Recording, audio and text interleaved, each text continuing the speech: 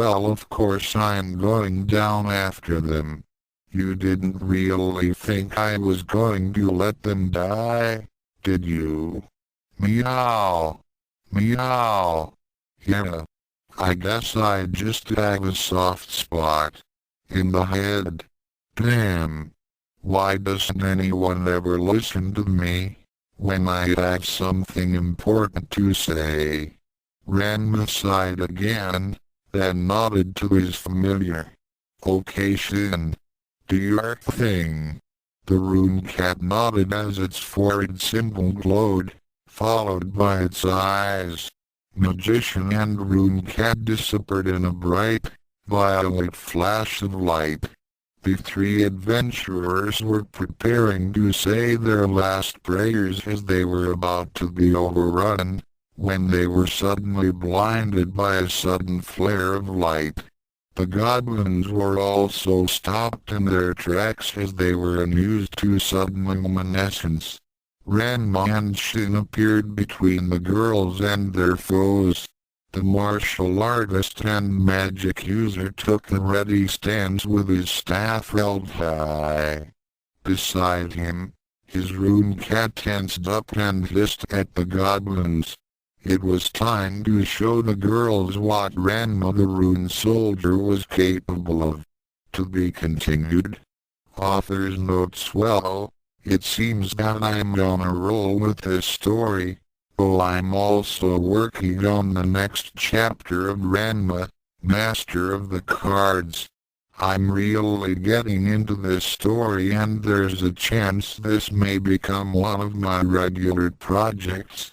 Like I don't have enough as is. In any case, I will promise to give my readers the conclusion to this battle and the aftermath. Also in part 2, we'll see what happened in Nirima after Ranma's disappearance, since I didn't have a chance to show it this time around. 1. For those of you who are wondering, yes, Ranma does seem a lot like his old self. He may have had a second chance to grow up without Janma's influence, but remember that old habits die hard. He still has a lot of that ego left, but he is a little more cautious and perceptive, due to his mystical training and upbringing. One main difference is that he won't let anyone push him around, male or female. Yes, he will hit a girl. If Melissa is expecting chivalry, then she'd better look somewhere else. Circumflex accent _ circumflex accent, 2, hair. Got this one from Jackie Chan Adventures. Spelling may be off, but you get the idea. 3, fa fa fa. Asterisk Chapter 6 Asterisk Chapter 4, Part 2, It's Against My Will. Rune Soldier or anime disclaimer, here we go again. Ranma 1/2 and Rune Soldier belong to their own creators, but I'm using them anyway. Thoughts Chapter 4 Part 2 It's Against My Will. Nirima, the day after Ranma disappeared, Soon was blubbering so hard that he made Niagara Falls look like a leaky sink. He and Janma had been all set to unite the schools of the Anything Goes. Despite Ranma and Akan's protests, they had secretly called for a priest and had intended to tie up Ranma, so he wouldn't be able to fight back or escape, while the ceremony was being performed. However, when they came to Tendo guest room with the plan to jump him in his sleep, the heir to the Anything Goes was nowhere in sight. At first, Janma had thought that his son had run off, but his backpack and all of his other possessions were still there. His sudden disappearance had made the fat panda man cry out to the heavens at what a dishonorable son he had been saddled with. As for a certain uncouth tomboy, You know who I'm talking about. She was outraged for several reasons. 1. At her father and Ranma's father for trying to have her married to that sex-changing pervert. 2. Thinking that Ranma was with that Amazon bimbo, psychotic gymnast or transvestite Okonomiyaki chef. 3.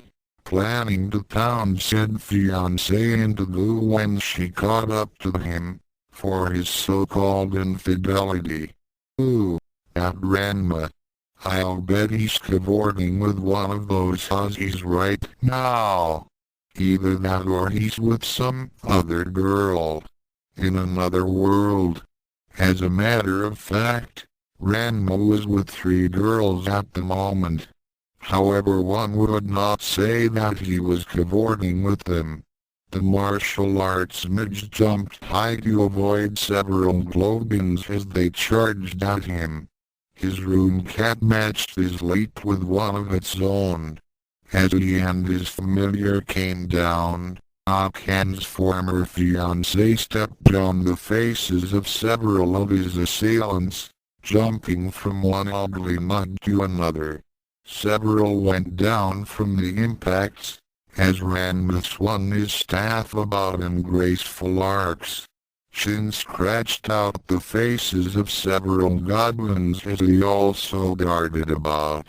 When Ranma and Shin finally landed on the cavern floor, the goblins decided to surround the newcomers, thereby forgetting Melissa and her friends. The 3 stared in total disbelief as Ranma took on seemingly overwhelming odds with just a staff and a cat. Ranma nimbly dodged claws, fangs and whatever primitive weapons the globins wielded, which were clubs, and crudely made swords and hammers. To the girls, it seemed as if he were performing a dance, as he swerved and leapt about, delivering quick strikes with his staff and feet. It was a good thing that the near-brainless goblins were attacking him in a disorganized mob. Many of them got in each other's way, stumbling and tripping over each other. Ranma took full advantage of the situation. He began to have some flashbacks of a certain uncouth tomboy who went through this kind of thing every day before he met her. I guess I couldn't blame Akan for getting mad at those idiots at Furinken. The magician mused as he continued to smack down his opponents. Then again, those dopes only wanted to date her. These things want to kill me. As he flipped over another attacker, rapping on the noggin with the tip of his weapon, he landed in a low crouch between 2 more. Then he wondered, I wonder if goblins have any. Thump. Whop. Both monsters roared out in pain as Ranma thrust the ends of his staff into the spots between their legs, causing them to double over. I guess they do. ROWRHISST. Shin darted about like a streak of reddish-brown lightning, clawing and scratching at the faces of the goblins, causing even more pain and confusion, and keeping the pressure off his master. Ranma shrugged as he soon realized that his foes were uncoordinated and didn't have much in terms of battle skills. In fact, they were no challenge at all, and he decided that he didn't even need his staff. When a goblin grabbed hold of his weapon and pulled hard, Ranma simply let go of it. Then he ducked under a swipe to the head by another assailant. He quickly grabbed hold of the extended arm. Locking it in a vice-like grip, he sent a palm strike to the goblin's nose, breaking it and making a sickening sound of cracking bone. He then swung the goblin about, slamming into another group and making them topple like dominoes. The monsters soon found out that an unarmed Ranma was no less dangerous. As Ranma and his feline whittled down their opponents, the trio of adventurers could only stare in total disbelief at their first demonstration of the anything-goes martial arts. I thought that he was supposed to good with battle magic. Why isn't he using it? Melissa said as she watched the brutal display. She became horrified at how Ranma twisted joints, shattered ribs and hit in places that were absolutely ungentlemanly. He was hitting below the belt. He wasn't fighting fairly. He was using his fists and legs like some uncouth brawler. He was so crude and poorish, using such violent tactics. The more she watched, the more sickening it was to her. Ranma was totally the opposite to what a real man was supposed to be. For Jeannie, she silently scoffed at Ranma's unarmed fighting style. For her, a true warrior used a sword, not one's fists and brute force. It didn't make sense to fight without a weapon, especially against such odds. She was unimpressed. This wasn't a real battle, like the ones she had fought as a soldier. She didn't know how Ranma was actually holding his own without a weapon, but she supposed that it was just dumb luck. No one can actually beat a horde of monsters with just his bare hands, right? As for Meryl, she was still angry after finding out that Ranma had been to these ruins before and had taken all the treasure. He didn't even tell them, the arrogant jerk. The only reasons why she wasn't bashing in his brains at the moment was because she and her friends were battered and injured from their trek into the ruins, and that the midge and his cat were the only things between them and the goblins. All three girls agreed that Ranma was not what they wanted for a fourth member of their group. At this point, Ranma decided to end the fight as his rune cat used its psychic link to inform him that more goblins were heading their way through the tunnels that led to the temple. He nodded as he began focusing his ki, while he and Shin began herding the creatures into a certain area. It was then that he thrust out his palms upwards. MOKODAKDISHA. A blue sphere of confidence-fueled ki flew upward and blasted the ceiling of the cavern, causing tons of limestone to fall upon the goblins. Most were crushed underneath, and the rest scattered back into the tunnels. The martial arts mage and his cat made their way toward the girls.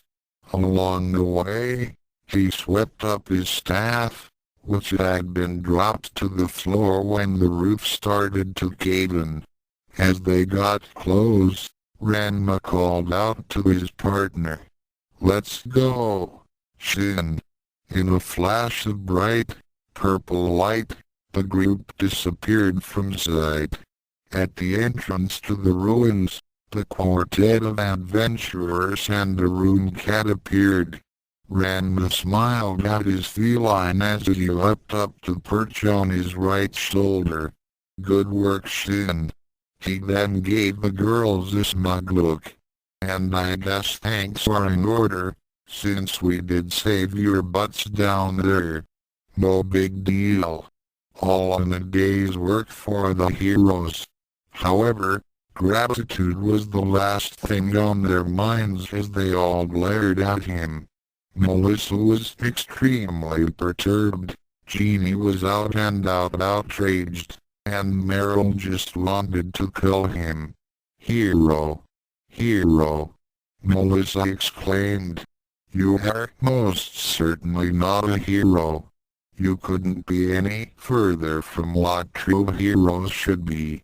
3. Oh really? And what are you? Hofun's leading hero expert? Ranma said with a smirk. As far as I can tell, Shin and I risked our lives to save you 3. Nobody asked us to do it, but we did it anyway. The very least you can say is thank you. Thank you. Thank you. Meryl cried out in a total rage. You bastard. You are the reason why we got into trouble in the first place. And how do you figure that? Ranma asked simply, though he knew what her response would be. You knew there was no treasure down there. You knew about the globins. Ranma shrugged again. Well, of course I knew. I raided these ruins 3 years ago. There wasn't much of a haul. Heck, it only lasted for 3 months. And I'm the one who sealed up the ruins in the first place. You jerk. Why didn't you tell the United States? Well, I do remember trying to tell you girls something important before you went down there, but I also recall being told to shut up by 3 expert adventurers. I guess you didn't want to hear what a rookie had to say. As far as I'm concerned, the blame is yours, not mine. He directed his gaze to the red-haired genie, who was now fuming at his sarcastic tone. Ranma sighed as he turned his back to them and walked a few steps away from them. Without looking back, he spoke. You know, I had hoped that this would be the start of something good, but now I'm having second thoughts. We're supposed to be working together, right? But how are we supposed to do that if nobody wants to listen to me, when I'm trying to say something important? You're all making it sound that it's my fault. Damn, I hate it when people just can't admit when they're wrong and try to blame it on me. That's because it is your fault, Jeannie shouted as she charged at him, intent on splitting his head open with the remnants of her sword. The slime devils had reduced her blade to a corroded length of metal, but she still had enough of an edge to cut him in half. However, Ranma already expected her to attack and her reckless actions were easy to detect. With a simple sidestep to the left, he deftly avoided her downswing by mere millimeters. Pivoting on his left foot, he spun about and slammed a fist to her solar plexus, causing her to double over and lose her grip on her weapon. Jeannie gasped in shock and pain as she had never been hit that hard before. Her intended target couldn't be as strong as she is, so how could he hurt her with just one blow? Her sword clattered to the ground as she stumbled backward and fell down in a hunched-over position. She let off a series of groans as she clutched at her abdomen. Meryl and Melissa immediately went to their comrade's side. The priestess glared back up at Ranma with shock and disgust. Ranma shrugged. What? She attacked me first. Am I not allowed to defend myself, just because I'm a guy and she's a girl? TCH? Oh please. You monster. How could you have hit her? That's not the way of a gentleman. HMPF. And I suppose I should have just let her kill me. Oh, that makes perfect sense. You brute.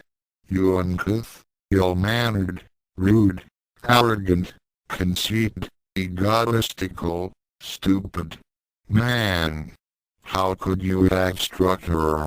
Ranma continued to be indifferent as he recognized this scene all too well.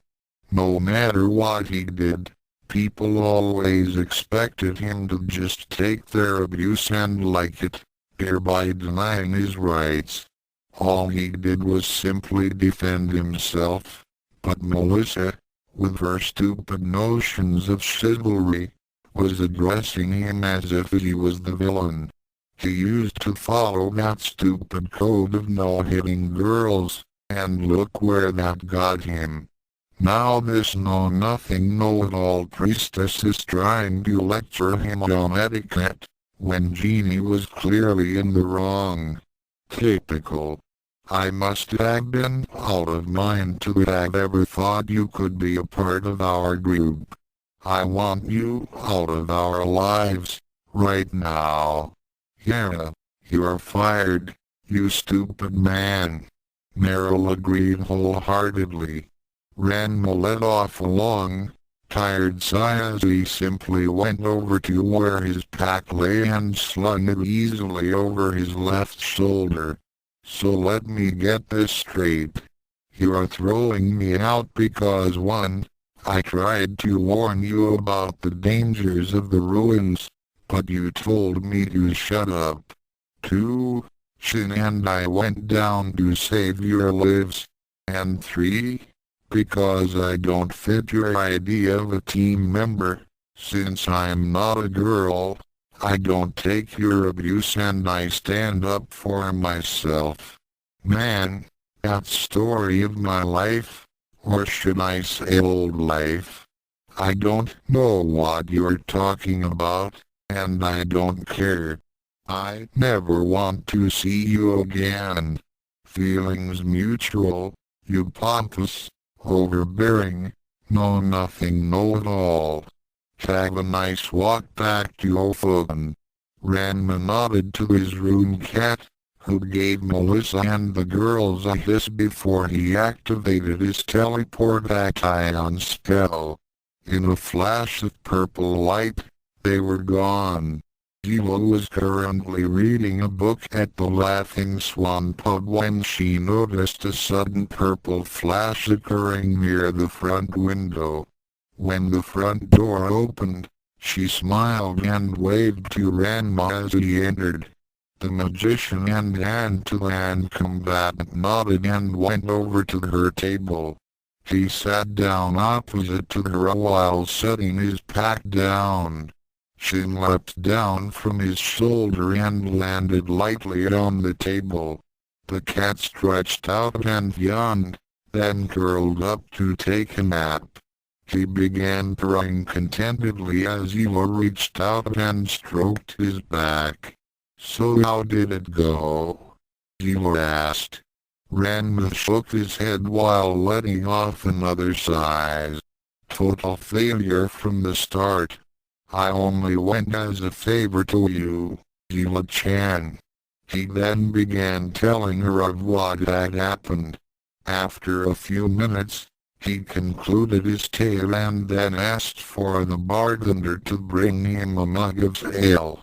He had acquired a taste for it during his 4-year adventure.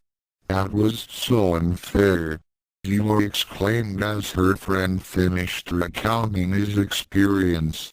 You did nothing wrong and it was their fault for not listening to you. Thanks, Eva-chan. It's good to have a friend who really listens. You know it, Ranma. Eva said as she leaned forward and tried to catch his attention over how much she had changed in the last 4 years. She had been hoping that he'd noticed how she had filled out and had become more womanly. She barely had any figure to speak of when he had left the Magic Academy, but now she had a body that turned the heads of many men. However, Ranma seemed quite content to just being friends, which drove her crazy sometimes. In any case, now that I think about it, I guess I shouldn't have left them like that. Ranma reflected as he took another slug of his ale. I'm surprised that you didn't leave them right away. His childhood friend stated. I only wish they would get lots coming to them for treating you so poorly. Her friend grinned. Well, actually that may happen sooner than you think. What do you mean? Ranma then held up his pack. I've still got their supplies. At the ruins, Melissa began fretting as she realized her error in sending Ranma away. The injuries she and her companions had suffered were taxing her magical healing abilities to their limits, and she needed the herbs that she had purchased, which were still in Ranma's pack. Then there was another problem. Oh yeah, and there's also the fact about that door I unsealed. What about it? You asked. I didn't close it back up when they gave me the boot. I'm pretty sure those goblins are really ticked off by now. Melissa, Meryl and Jeannie were running like mad as a horde of goblins chased them through the forest. With no weapons or any other means to defend themselves. Their spare arms were also in Ranma's pack. They had no choice but to use their version of the Shoto Anything Goes martial arts final attack, run away. Meryl cried out as she began setting a new land speed record. The Laughing Swan. I hope they like eating roots and berries, since I got all their food too. The three were totally exhausted, after finally eluding their goblin pursuers, and were about to fall flat on their faces. It was then that Meryl's stomach rumbled, which was followed by Jeannie's, then Melissa's. Do either of you have any food? The thief asked. The other two females took on looks of depression that would have made the lost boy proud. Both had purchased some dried meats and fruits at the markets before the journey, and had made Ranma carry them in his backpack. Now don't get me wrong, Gila, Ranma said as he finished off his ale. I'm sure they can get by. This is a good growing season and there's plenty of fruit and berries in the forests. I should know. I've had plenty of experience in living off the wild. Of course, they should not try to eat any kind or purple-colored berries with 4 green leaves with a silver star pattern on them. Why not? Well, I read about them in the Academy's library. They're a rare breed of berries that can cause an ending flatulence for 24 hours. P.R.A.P. Melissa, get away from me. Meryl scrunched up her nose and scooted away from her friend. P.R.A.P. You're one to talk, Melissa said as she heard that sound from the thief. P.R.A.P. P.R.A.P. P.R.A.P. Both moved away from Jeannie, who had eaten most of the berries they had collected. And I suppose that if they're still in that forest after nightfall, then they're going to have to sleep in the trees. There are a lot of wolves that roam those woods. All 3 girls clung to the branches of a large oak tree as a pack of wolves circled about the trunk. The wolves were not at all bothered by the smell that each was giving off, as they were very hungry. Melissa was too tired from healing and running to cast any defensive spell. Though she had nowhere near as much training in the mystic arts as Ranma, she did know quite a few spells for healing and defense. The 3 adventurers found themselves in a tight spot, and as the sun began to set, They all thought of one thing. As they prepared to spend the night, they screamed out into the heavens, "Ranma, you jerk! Ah! Choo! Bless you, Ranma!"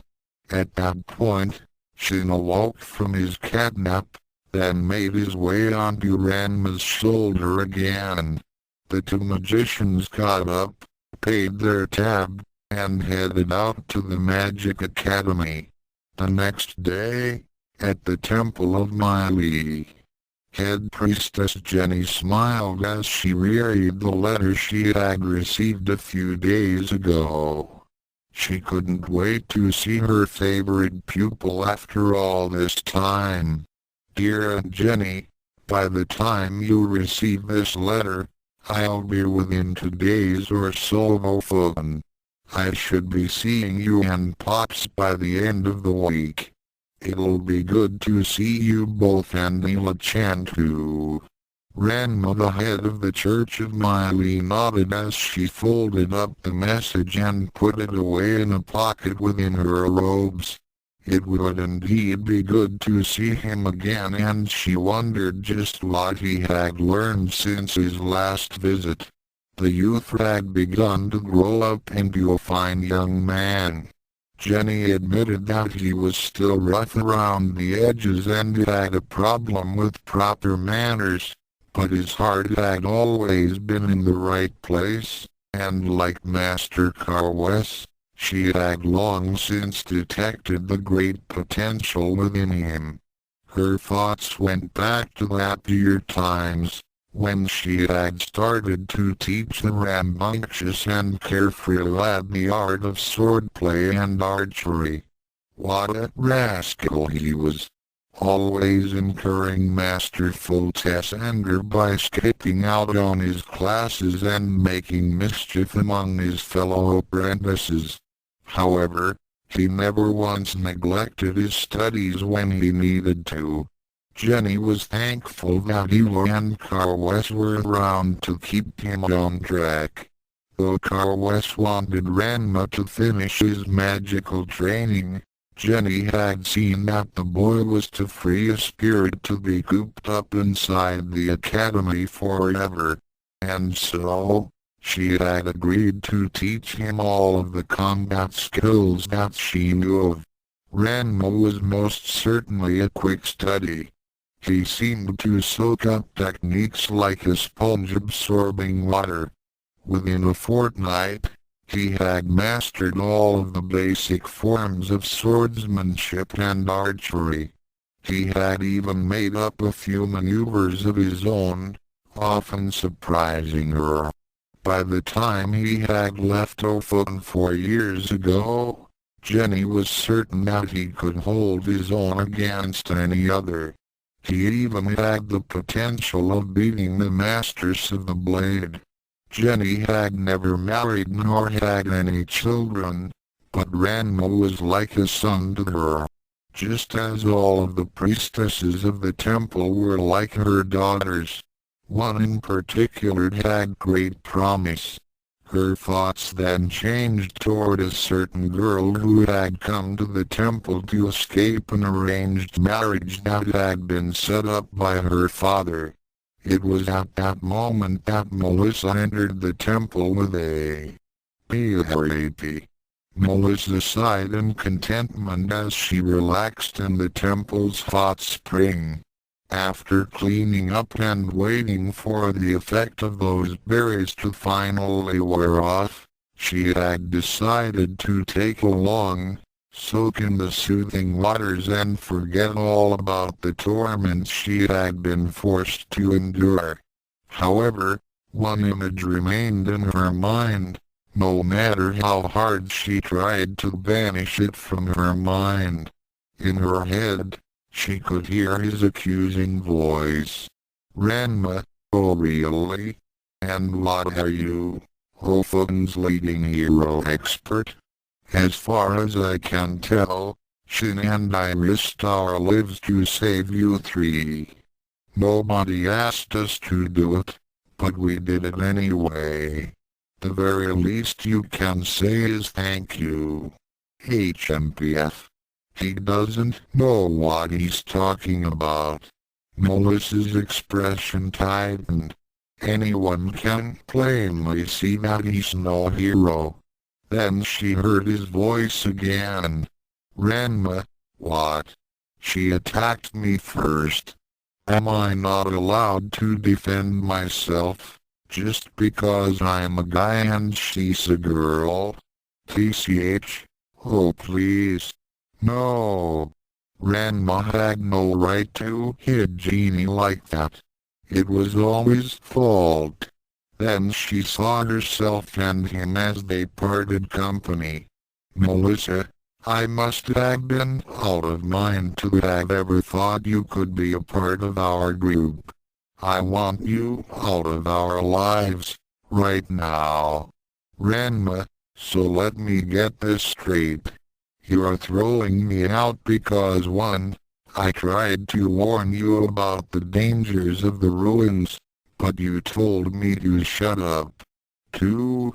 Shin and I went down to save your lives. And 3. Because I don't fit your idea of a team member. Since I'm not a girl, I don't take your abuse and I stand up for myself.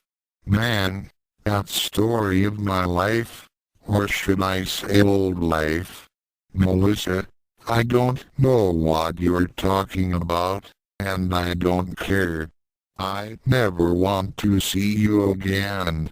Ranma, feelings mutual, you pompous, overbearing, know nothing know-it-all. Have a nice walk back to Ophogen. HMPF. As if he knows more than I do. I'm the lead priestess of my league.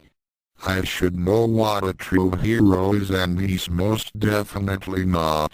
The blonde girl was brought out of her reverie at the sound of Jenny's voice. She looked over to where the head priestess was standing and bowed her head to her. Mistress Jenny. Jenny nodded to her disciple as she stood in the doorway to the baths. When you are finished and dressed, please report to my chambers immediately. There is an important matter that I must discuss with you. Later. Melissa. Please sit down. Jenny motioned for her disciple to enter when she came to her chambers. The young priestess nodded as she sat down in front of Jenny's desk. There is something that you wish to speak with me, Mistress Jenny? Yes, I do. Jenny took on a more motherly expression as she continued to address her. But first of all, I would like to know how your adventures have been going so far. Any luck in finding fortune and spreading the word of my league? It hasn't been going as well as I had hoped, but I'm certain that things will pick up eventually. Melissa replied. Do not let such things bring you down, Jenny said tenderly. Setbacks are to be expected. But one must remember that life is full of trials and tribulations, in which we must all overcome. Yes, Mistress Jenny. Now then, Melissa, do you know the real reason why I allow my disciples to participate in such activities like treasure hunting and battle? To prepare us for the conflicts of the future and to learn the best way to serve our war god Miley. To experience that which challenges us, in order to grow stronger. Very good, Melissa. You've memorized our texts well. However, that is only part of the reason. The main idea is to prepare you for when you must serve a chosen one of my league.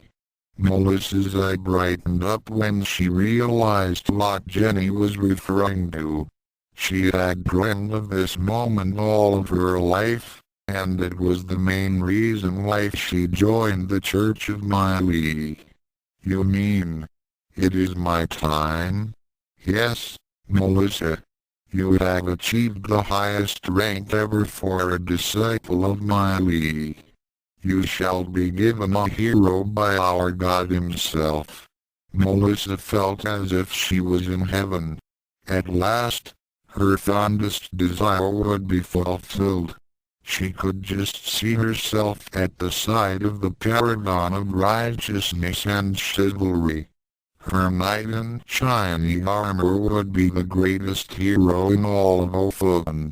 All the stories that had enraptured and kept her in awe would come true. It was the perfect way to permanently erase the memory of that crude, barbaric and conceited loud Ranma, once and for all. She couldn't wait for the ceremony. For, back on Ranma's world, Sodom. What are we going to do about the ceremony with no groom? Soon wailed. Now, Tendo. I'm sure we'll be able to find Ranma. Somewhere. In actuality, Ranma's disappearance had the panda man sweating bullets. With no heir, he had no real reason to continue mooching off his friend's hospitality.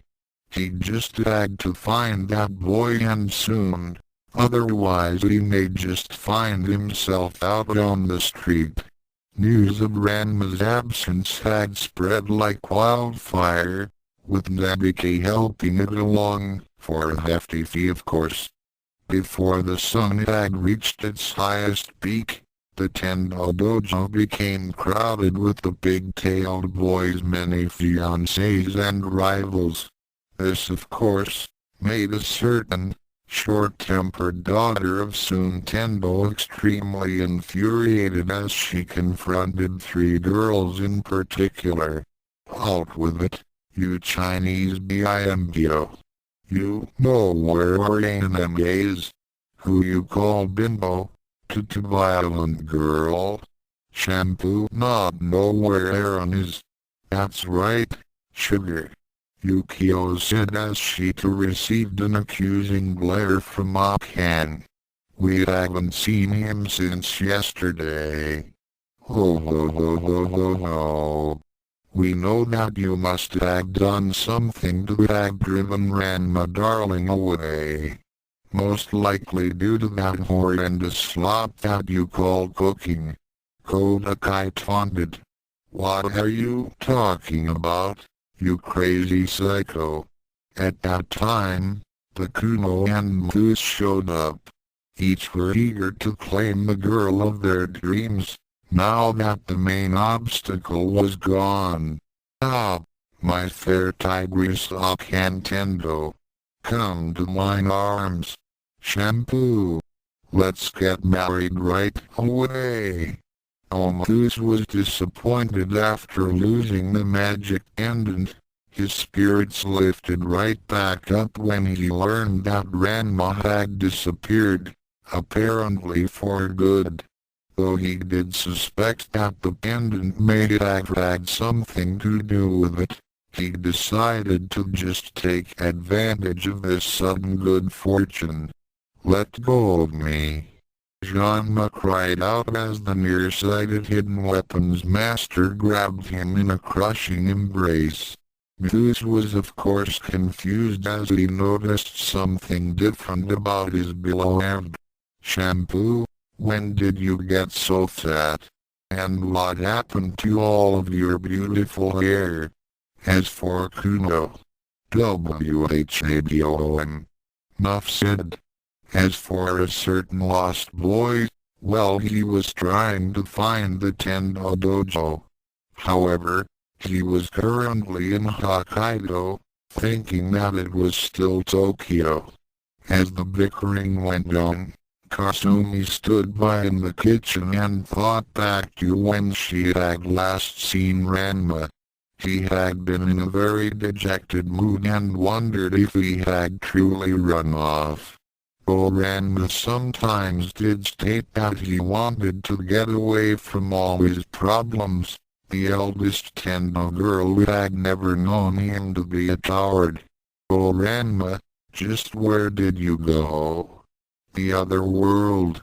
"Hey Ranma, where are you going?" Gila asked as she saw her friend heading toward the front gate of the Magic Academy. After meeting up with Master Kawes again, Ranma had managed to get his old room back, in which to stay during his time in Alphen. "Gila-chan, I'm just heading out to the Temple of Miley to say hi to Aunt Jenny. She might be busy today. I hear that one of her top disciples is going to undertake some special ceremony." Ranma shrugged as he hefted his pack over his left shoulder. On his right shoulder was Shin. "I won't take up too much of her time. Besides, I just want to leave all of this excess baggage at the temple, so it can be returned to the owners." "Excess baggage? You mean all of that stuff from those 3 adventurers? I don't see why you are even bothering after the way they treated you yesterday. You should keep it or throw it away. Or better yet, you could sell it all. They lost all rights to it when they threw you away." "Yeah, I could do that, but it wouldn't feel right. Besides, I can't use most of this stuff and it's just weighing me down. I thought about it last night, and I decided to let them have it. They didn't look like they had very much. Since that girl Melissa was a priestess of Miley, I figure that Aunt Jenny can get it back to her and those other 2. Well, I'll see you later, Ella-chan. I got anything else to happen today?" The gates outside of the temple. "Damn that jerk." Meryl growled as she and Jeannie wait for their friend to complete the ritual. "It's all his fault that we're so deep in debt now. That bastard." Jeannie wholeheartedly agreed as she looked down at the new sword on her hip. She had to dip into her savings to buy the new blade, and right now, she didn't have 2 bronze coins to her name. All those supplies we bought was on credit, and those shopkeepers had been banging on my door a lot. "Well, at least you're not on the tax collector's most wanted list," the young thief griped. "I have to keep a really low profile, now that I'm so far in the hole.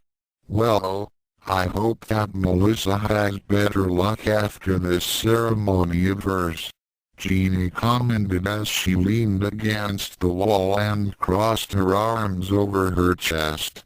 She seemed really excited about this chosen hero ritual. "Well, you know how she gets over Virtue and her dream champion. Personally, I can't really see how she could be so excited about some fantasy. On that note, I do agree." Both girls were startled at the new voice and looked about. In the branches of a nearby tree, they saw a certain figure casually leaning against the trunk. Both exclaimed in fury as they beheld Ranma. The martial arts mage smirked as he nimbly jumped down to the ground and faced the 2 in an easy, non-threatening stance. On his shoulder, Shin yawned lazily. "Well, if it isn't 2/3 of the 3 Stooges. Fancy meeting you here." "Why you?" Jeannie tensed up as her hand went to her sword. She didn't know what his reference to 3 Stooges meant, but the way he said made her blood come to a fast boil. "You are going to pay for what you did to us," Meryl cried out as she prepared to hurl her daggers at him. Ranma simply waved a hand at them, as if shooing away a couple of bothersome flies. "Ah, put those things away. I would have thought by now, you'd know that you don't have a snowball's chance in hell of hurting me with those. Besides, I didn't do anything to you girls. You did it all yourselves. Now if you had simply listened to what I had to say, then you could avoided that mess. But no, you just had to be stubborn and disregard anything that the man had to say. Now that is so uncute." Meryl immediately threw her knives at Ranma's head. Her aim was true and it looked as if his noggin would become a pincushion. However, her target decided not to cooperate and made his right hand blur in front of him. Before Meryl knew it, Thunk, Thunk,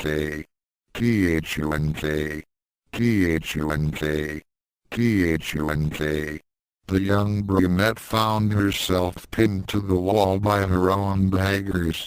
She continued to be in a state of shock as she watched Ranma avoid Genie's attacks with ease. In fact, he looked somewhat bored by her friend's attempts to cut him down. "Damn you! Hold still!" Genie snarled as she tried to run him through with her sword. How could he move like this? He was weighed down with that heavy pack and there was cat on his shoulder. He shouldn't be able to swerve and reverse directions so quickly. "Tsk, tsk, tsk." Ranma clicked as he wagged an index finger at her, while simultaneously evading a vicious downswing. "You don't really expect me to just stand still and let you kill me, do you?"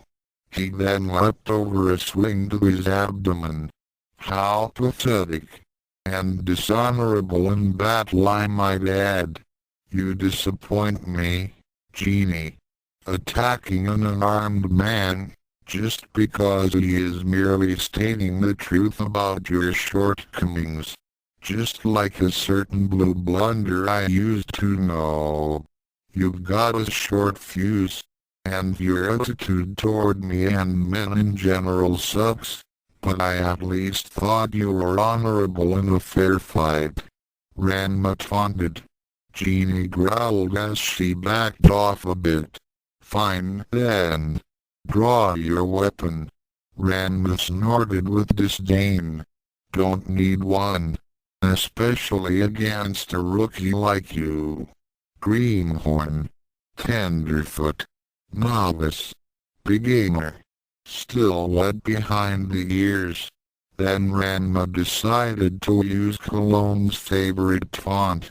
"You're about 100 years too early to beat me. How dare you?" The redhead charged with new ferocity, with absolute murder in her eyes. Ranma smirked as he watched her recklessly charge at him. And here he thought today was going to be boring. Meanwhile, Meryl managed to free herself from her own weapons and decided to give Genie a hand. She figured that since they were fighting against this enemy of women, then it was alright to go 2 against 1. However, as she began charging in, Ranma simply swerved to evade her knife stab, then swung his right leg about in a roundhouse kick, knocking the thief into her partner. Both girls went sprawling as Ranma took out his magic wand and twirled it about his fingers. He then shrugged and decided, "None, it would be way too easy if I used magic." He then put it back into his belt and waited for his foes to get back to their feet. On his shoulder, Shin yawned and let off a small meow. "No, Shin. You cannot blow them up. Inside the temple's innermost chamber, Melissa prayed before the idol of Miley. She stood naked in hip-deep waters in the center of an elaborate pool and waited for her god to give her a sign of how she would recognize her chosen hero. In her mind danced thoughts of her beautiful, righteous, and always gentlemanly knight in shiny armor. So come on, girls. You can do better than this. On the roof of the temple, Ranma continued to taunt and tease his opponents as the fight/chase continued. Meryl and Jeannie had a lot of trouble trying to follow him up the walls and across the top of the temple. They had to resort to using a ladder while Ranma simply hopped great distances like a cricket on steroids. Geez, you guys really are pathetic. Not very good adventurers. Ranma commented as he evaded a thrust to the gut from Jeannie, then a stab to his back by Meryl. Nothing but losers. What did you say? Both girls roared. No man had ever gotten them esteemed. Let me spell it out for you then, Ranma said as he began dancing about their attacks. In a spiral. Meryl, you're built like a stick. The petite girl was very sensitive about her figure. Jeannie, you're a big macho chick. Macho chick. Jeannie became more outraged. Then Ranma began to lead them into his trap. Meryl, your face makes me sick. Ranma dodged another knife stab. Your thighs are too thick. Jeannie tried to decapitate him, but Ranma ducked under her swing and delivered a hard straight kick to her stomach. You can't even kick and you're dumb as a brick. You're going to WHAP. WHAP. Meryl was caught off guard by Ranma's double slap to her face. You talk like a hick, and your hair's a colic. He then judo tossed her toward Jeannie. And you both itch like a tick. In other words, here it comes. You are just S-O-U-N-C-U-D. Die or enemy. Gotcha. Ranma smirked as he reached the center of the spiral and punched upward with a twisting motion. H-I-O-I-U-S-H-O-D and fa. With the rage of both girls at its peak, Ranma let loose with the rising dragon ascension wave, sweeping both of them up into the air and into a raging whirlwind. As they were being sent into Leto, a condition that Ranma was very familiar with, they each screamed out at him. You bastard! Jeannie cried out as she lost hold of her sword and was sent skyward. You said you weren't going to use any magic, you rotten, cheating magician, Meryl said as she too disappeared into the distance. Ranma snorted as he watched them go, then looked down at his rune cat. And who said I used magic? Guess I showed them, and it was at that moment that he heard an ominous cracking sound. As he looked down at his feet, he saw that the roof of the temple had not been built to withstand the force of the Amazon technique. In fact, it had already been weakened from the three of them fighting, and the Hiri Shotenfa had caused the support beams to break apart. Shin had the sense to leap off Ranma's shoulder as his master began falling through the hole that formed beneath him. The martial artist and magic user had no chance to get away in time and could only prepare for the impact. OSH. Melissa couldn't believe it.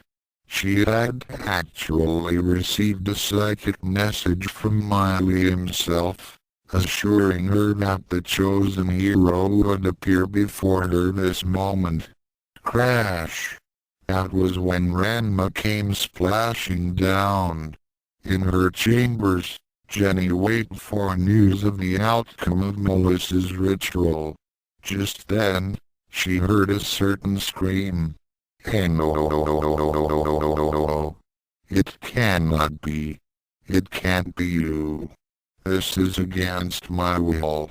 On the roof, she looked down through the hole in confusion. Ranma's world. Cologne nodded as she picked up the remains of the magical pendant on top of the Tendo Dojo.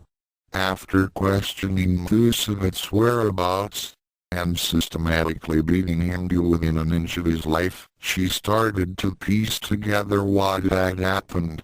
She could detect trace amounts of Ranma's key signature and concluded that wherever he was, there wasn't much hope of bringing him back. The Amazon matriarch sighed as she decided that the cause was lost, and began hopping home on her cane. To be continued. Author's notes. Well, that takes care of part 2 as this series truly begins. Ranma is not part of the group, whether he or the others disagree. As for whether or not I'll continue this in the future is up in the air, but I had to at least write this part out. Well, how about it, readers? 1. Hey, if Akan can hold her own against the horde of Ranma, then it shouldn't be any problem for Ranma to go up against a disorganized mob. Besides, in Rune Soldier, Louie could blaze through an attacking group with brute force alone, and he wasn't a martial artist. 2. In the original series, Jeannie scoffed at Louie's physical abilities. She said in her ways as a warrior, and that unarmed combat has little value to her. To her, knowing how to use a sword is what makes a fighter. Oh, not as to Luciano, her ideals are like Kuno's. Well, she's going to be getting a crash course from Ranma, and I do mean crash, in how effective an armed hand-to-hand combat can be. 3. In the original Rune Soldier series, Melissa's idea of what a true hero should be, is the perfect Lancelot, who could do no wrong, always follows the rules, is prim and proper, always chivalrous and is the penultimate knight in shiny armor. Yeesh. Excuse me, while I lose my lunch, Melissa should get her head out of those fairy tales. They'll rot her brain. Chapter 7 Chapter 5 Elf Antics Rune Soldier or Anime Disclaimer.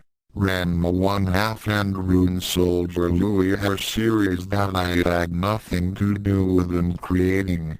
Thoughts. Chapter 5 Elf Adventure. Jenny smiled as Ranma and Melissa stood before her. Both were feeling less than enthusiastic over what had just happened an hour ago. Mistress Jenny, this is against my will, Melissa protested as she still could not believe this unfortunate turn of events. She had been hoping for a true hero, not him. Oh yeah, like I wanted this to happen, Ranma said with sarcastic disdain, as he crossed his arms and refused to look at the snobbish, know-nothing know-it-all priestess. On his right shoulder was Shin, and in his right hand was the remnants of his magic wand. The mystical instrument had broken in half during his fall, thereby becoming useless as a medium for Ranma to focus his mystical abilities. However, the loss of his wand was not his greatest concern at the moment. To be suddenly declared as someone's chosen hero without his permission made him have flashbacks of that fateful day when his idiotic father Ranma had sprung that unite the schools crap, and it had gotten him saddled with an uncouth tomboy for a fiancée. Hell, that time when he had glimpsed Melissa's naked body in that pool was like having deja vu with Akan in the bathroom. Oh, Melissa did it bigger. Arg. I shouldn't even be thinking about that. Melissa glared at her hero with total disgust. What had she done to deserve this? Wasn't she one of Miley's most faithful? She knew all of the ancient scriptures by heart. She had always followed the way of Miley with the utmost devotion. Had she not earned a worthy champion for such loyalty? This is against my will. This is against my will. This is against my will. Jenny continued to smile at the pair, despite the looks of anger and aversion on their faces. She had always hoped that her two most favored pupils would get together, as she knew that they would eventually do great things. To have Ranma as Melissa's champion was absolutely perfect. She couldn't have asked for a more ideal scenario. Well now, I did not expect Miley to give you a champion so soon, Melissa. Yet I must admit, I couldn't have expected a better choice than my little Ranma. Ranma's sweat dropped as he became uncomfortable with Jenny's endearing reference to him. "So come on, Aunt Jenny. I wish you wouldn't call me that." "Aunt Jenny," Melissa exclaimed. "We're not really related, but he's always called me that when he was growing up." The head priestess explained. "You know this person?" "Yes, indeed. I helped Master Carwest tutor him during his enrollment at Ofun's Magic Academy for over 7 years. I watched him grow into this fine young man. I was unaware that you two already knew each other. How very convenient. This is even better than I hoped. Mistress Jenny, you can't expect me to accept him as my chosen hero," Melissa protested as she tried to think of some way out of this fate, which in her mind was worse than death. "And why not?" Jenny asked innocently, as she smiled at her disciple's state of agitation. "Did not the mighty Miley give you an unmistakable sign of your hero's arrival?" "Well, yes," Melissa reluctantly admitted.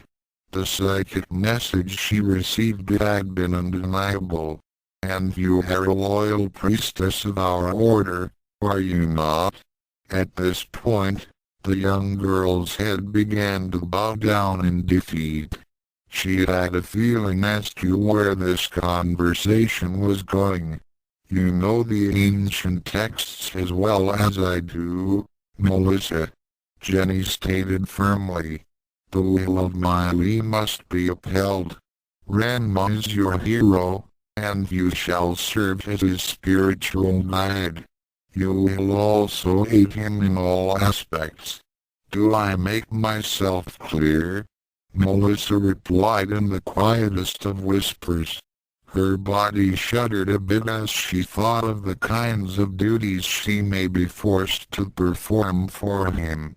Fortunately, Ranma was not that kind of person and wanted out of this arrangement as much as she did. "And Jenny, I really don't think this will work out. This was just one big accident." Jenny shook her head. "Accident? I think not, Ranma. The will of Miley moves in mysterious ways, and I believe that the two of you were destined for great things. I can imagine some high adventures for the both of you in the near future. But I work alone. I've done fine so far, and besides, the last time I went on an adventure with her, the head of the Temple of Miley, held up a hand, silencing the young martial arts mage. She then gestured for Melissa to wait outside in the hallway. The younger priestess nodded and bowed before exiting. When the door closed behind her, Jenny nodded for Ranma to take a seat. When she sat down at her desk, she waved a hand over a large crystal that was mounted on a small stand. Ranma nodded as he recognized the artifact as a silent stone, which enveloped the room in a soundproof barrier, thereby preventing any eavesdroppers from overhearing their conversation. Shin decided to leave his shoulder and land on the desk. Jenny smiled as she reached out to stroke the rune cat. Shin purred contentedly as he curled up in front of her. Then Ranma's childhood sword instructor spoke. Ranma, I know that you are displeased over these developments. Displeased is putting it mildly. If you knew what that know-nothing know-it-all and her friends put me through, then you'd understand. I would like to hear about it sometime. It must have been a very interesting adventure. Jenny commented with a slight smile, then became a bit more serious.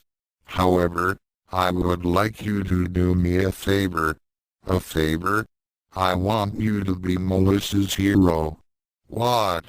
Why would I want to be the hero to that pompous, snobbish, prissy, whiny? Ranma stopped in his rant as he realized that was no way to speak of someone in front of the head of the Church of Miley. He took a deep breath to calm himself down. Sorry, Aunt Jenny. I guess I still need to work on my manners.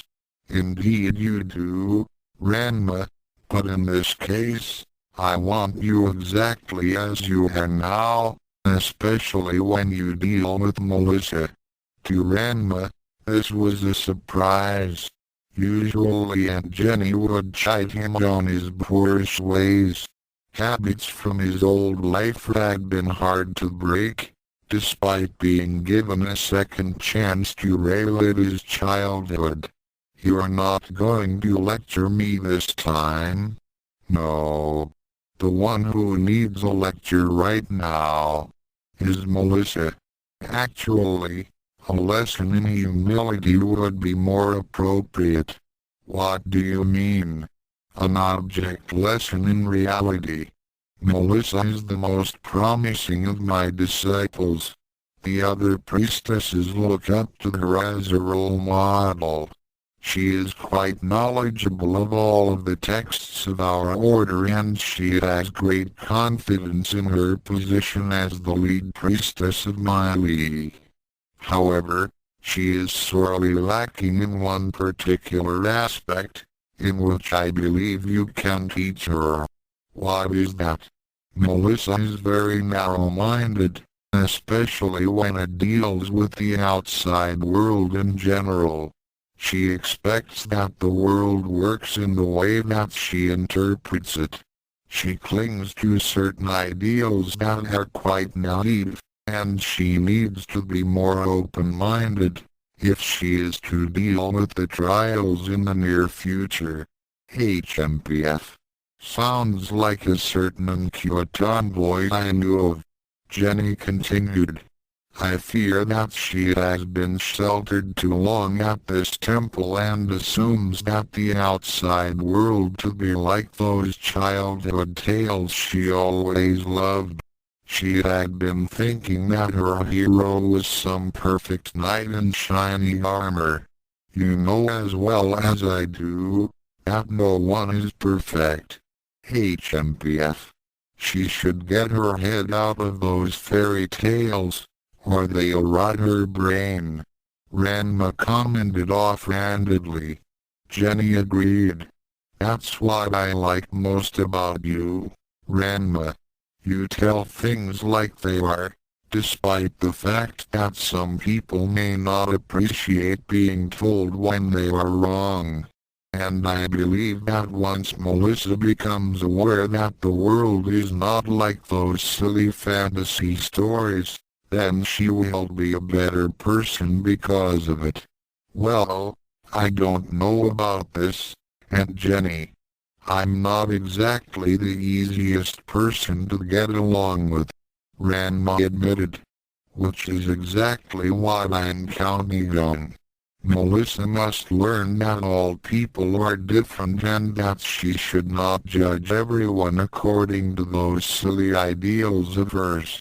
I know that your manners are crude and you can be quite a handful at times, but I also know that you have a good heart and you will always do what's right. I'm certain that Melissa will see those good qualities in you, just as I'm certain that you will see that she has some assets as well. Well, I still don't know. Besides, I've got to get a replacement for my wand and... Perfect. Melissa shall accompany you. And Ranma, please, don't be too hard on her. However, be sure to show her that she has to take her lumps, just like everyone else. Later, Melissa gasped as she had just received her orders from Jenny. You shall accompany your chosen hero on his quest to replace his magic wand, which was broken during his revelation to you. Jenny said simply. Are you already abandoning your duty to Miley, Melissa? Jenny stressed with a hard tone. No, but it is a very simple task and I expect you to perform it to the best of your abilities. Ranma plans to head out in the morning tomorrow, so I would advise you to prepare for it. Melissa tried to protest further, but Jenny simply walked away with no further argument over the subject. This is against my will, she mentally screamed. At this point, she really needed a couple of shoulders to cry on. She began to wonder where her comrades Jeannie and Meryl were. Speaking of whom? That jerk. Meryl growled as she and Jeannie trudged toward the temple. The two of them were reeking of manure, urine and other types of sewage. After being swept away by Ranma's Hirishotenha technique, the two of them had landed in one of Ofuten's main cesspools. Jeannie growled. She still couldn't believe that she had been unable to touch him, even with her best sword techniques. She was considered a top-notch soldier and warrior, but Ranma had made her look like a rank amateur.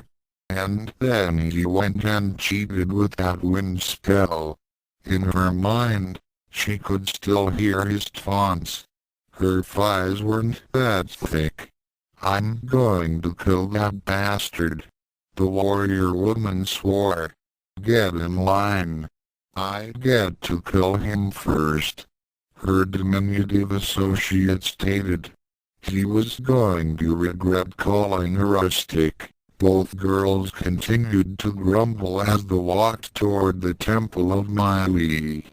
Nearby crowds of people gave the two a wide berth as they caught a whiff of the sewage that still clung to them. Several food shops had to close early, or the stench would spoil their wares.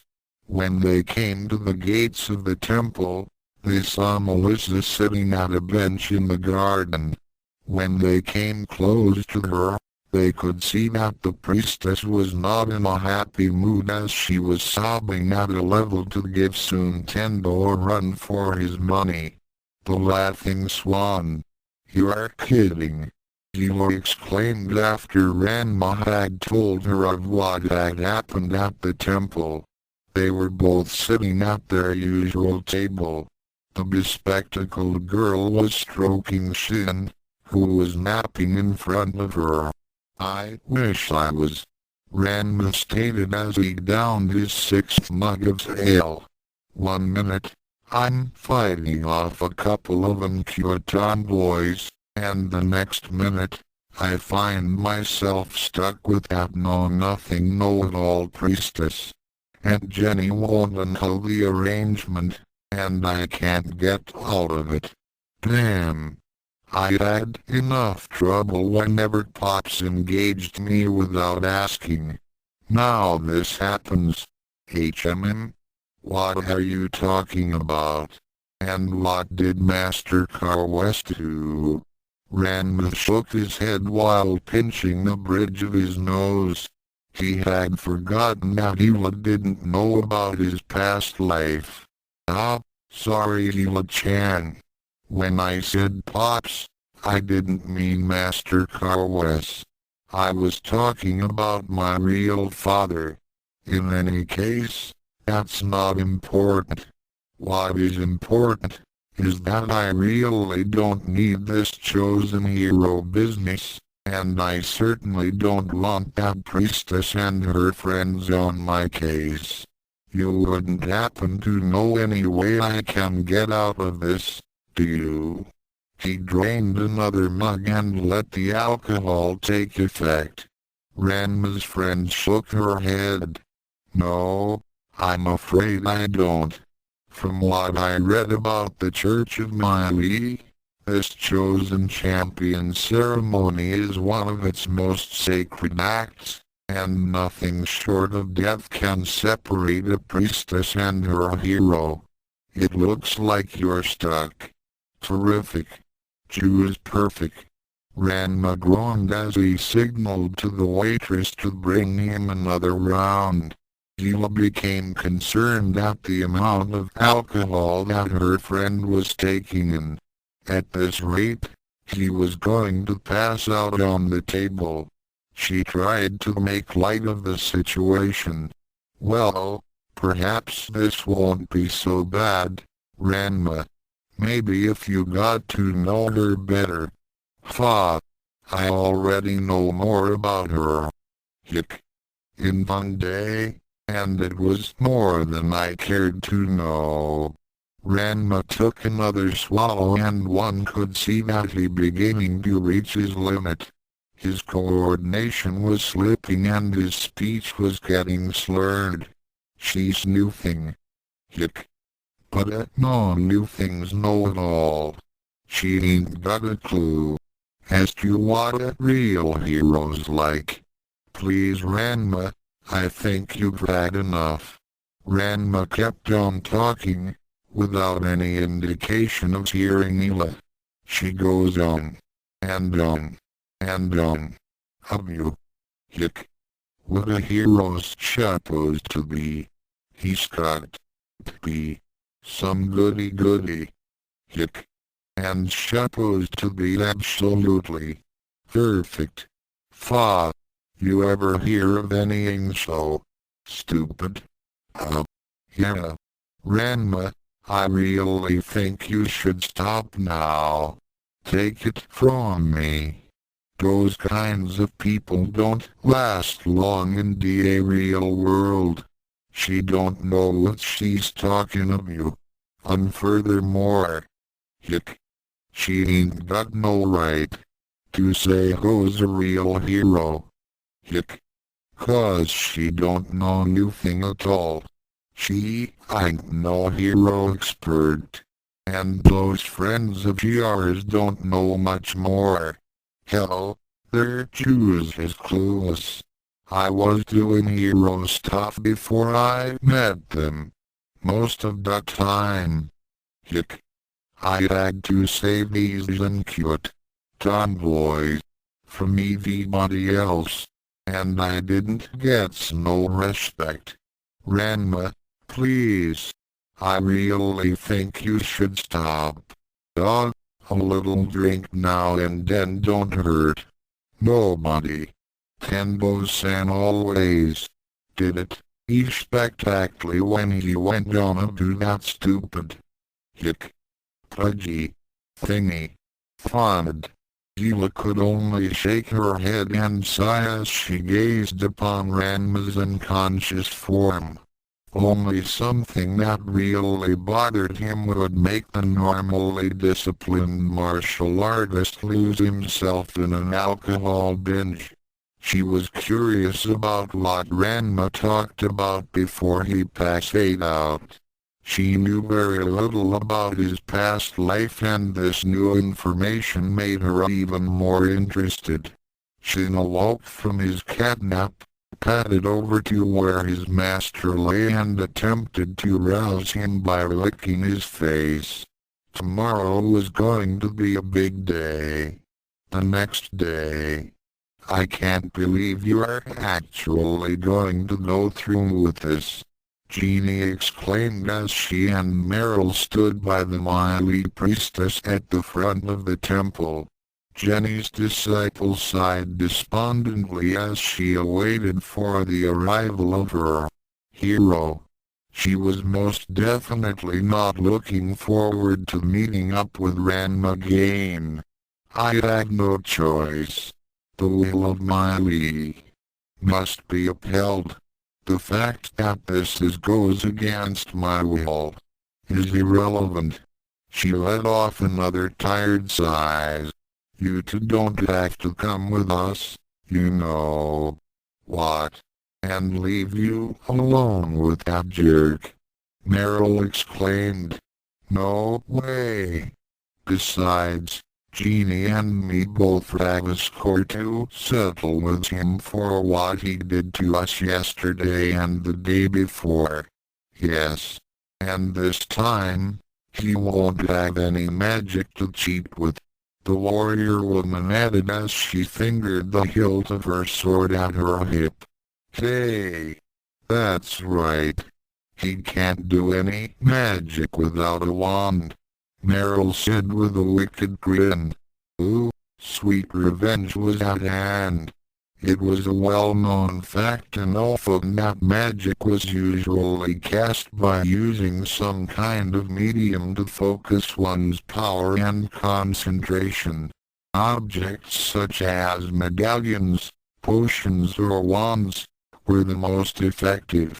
And since Ranma was now looking for a new wand, that meant that he couldn't use magic.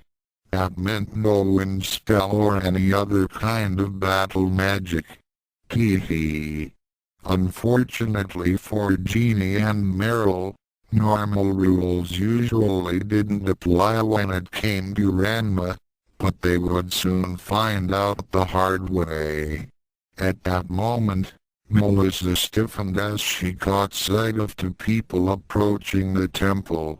She recognized the red-haired, bespectacled girl as the sorceress who had introduced her to Ranma. Oh, if only she had accompanied them, instead of him. Ranma groaned a bit as he was having one hell of a hangover. It was not the best way to start off a new quest, but there was no help for it. He didn't have any herbal remedies at the moment, and decided to live with the pain, as a way to keep his mind off the headaches that were sure to come from this adventure. Speaking of headaches, here's to more, Ranma thought as he caught sight of two familiar faces. Both Jeannie and Meryl snarled as they glared at the one who had caused them so much of their recent miseries. Oh, they were going to enjoy making him suffer. The magician winced as he felt another twinge in his skull. No doubt about it, this was definitely going to be a trip to hell. Melissa became revolted by the condition of her champion.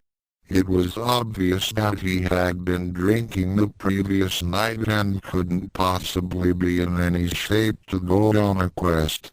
Just what did she do to make Miley punish her so? You saw that the tension between the two sides and tried to keep things peaceful, at least until they were on their way. Putting on a smile, she greeted the trio. Hello again. I hear that you were going to be accompanying Ranma and getting a replacement wand.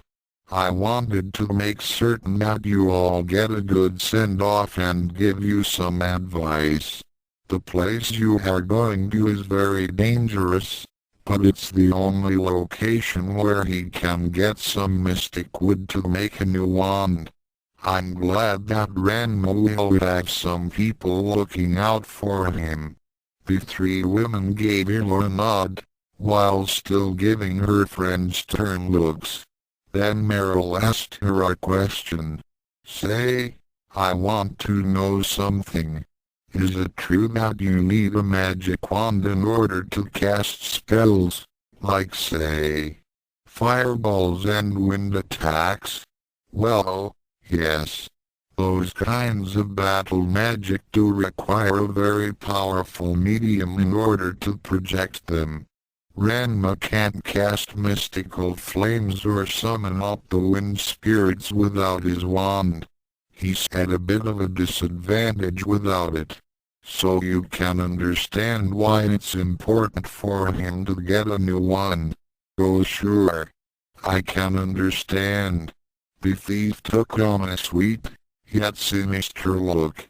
Though Jeannie hid her expression well, she too was thinking of certain ideas of revenge. As for Ranma, he was just wishing for the trip to start. He wanted to get this over with as soon as possible. Sometime later. Are we there yet? Meryl asked as the group made their way through the forest heading toward an area which was considered forbidden, due to the dangers it held within its green depths. We'll get there, when we get there. Ranma growled as he led the way. HMPF. I'll be he doesn't even know where to go. Jeannie sneered as she and her compatriots followed the martial arts mage. Oh, and I suppose Ms. I can't fight without a weapon knows the way to the enchanted tree. Ranma said casually, not at all concerned with the short-tempered female's inevitable reaction. He was used to such things by now. The group stopped as Jeannie snarled and tensed up. Her right hand went to her sword hilt, drawing it halfway out of its scabbard. And what's that supposed to mean? She took great offense to Ranma's disdain for her fighting skills. She had worked hard to perfect her techniques and abilities as a warrior, and this arrogant Kraken dared mock her battle prowess. Ranma shrugged his shoulders, as he didn't even bother to turn around to face her. Oh, put that thing away. We both know that you don't have a chance of beating me with it. I already proved that yesterday. Only because you cheated with magic. The red-haired paladin stated as she drew her sword out and backed off a bit to get some fighting room. Both Meryl and Melissa also backed away as they knew that things were about to get violent. Though part of her wanted Jeannie to tear Ranma apart, she was still a priestess of Miley and she had to stop it before things got out of hand. Jeannie, please. We can't just. Shut up, Ms. Know-Nothing Know-It-All. Ranma said as he turned about and let his pack drop to the ground. He then motioned for Shin to get out of the way.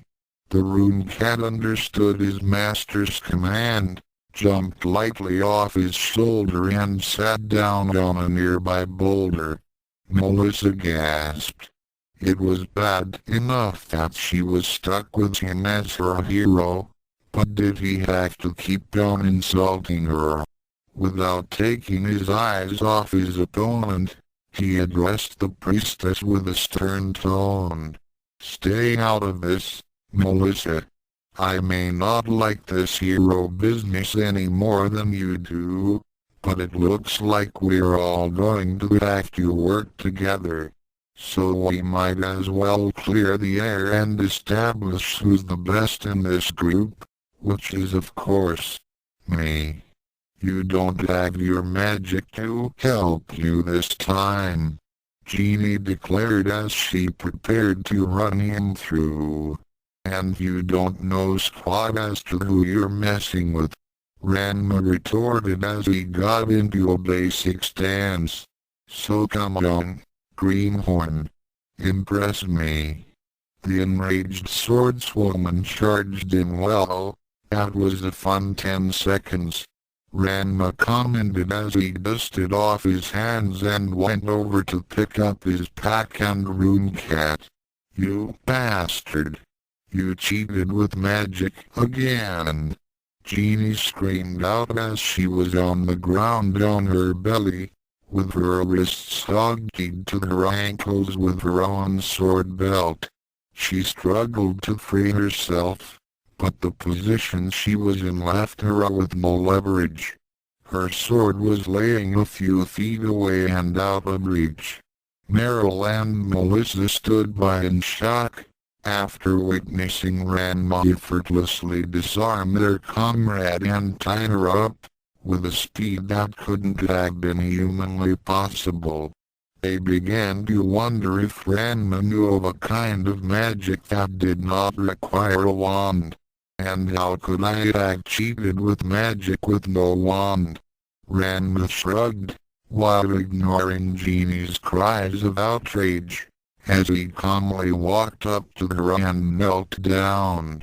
He then reached out with his right hand and flicked his middle finger at her nose as an insult. This act especially got her temper flaring. "When I get my hands on you, you'll end up losing, again," the martial artist stated as he showed no signs of being concerned at Jeannie's threats. "You're not half bad in a fight, but your skills need a lot of improvement. You tend to overextend your reach, thereby leaving yourself wide open to a counterattack. Your recovery time is way too long, and your reflexes are like a dead slug's. All that strength means nothing if you can't use it. You might as well send an engraved announcement to each of your moves, judging by the way you telegraph them. However, your main problem is that you suffer from the same weakness as all weapon users.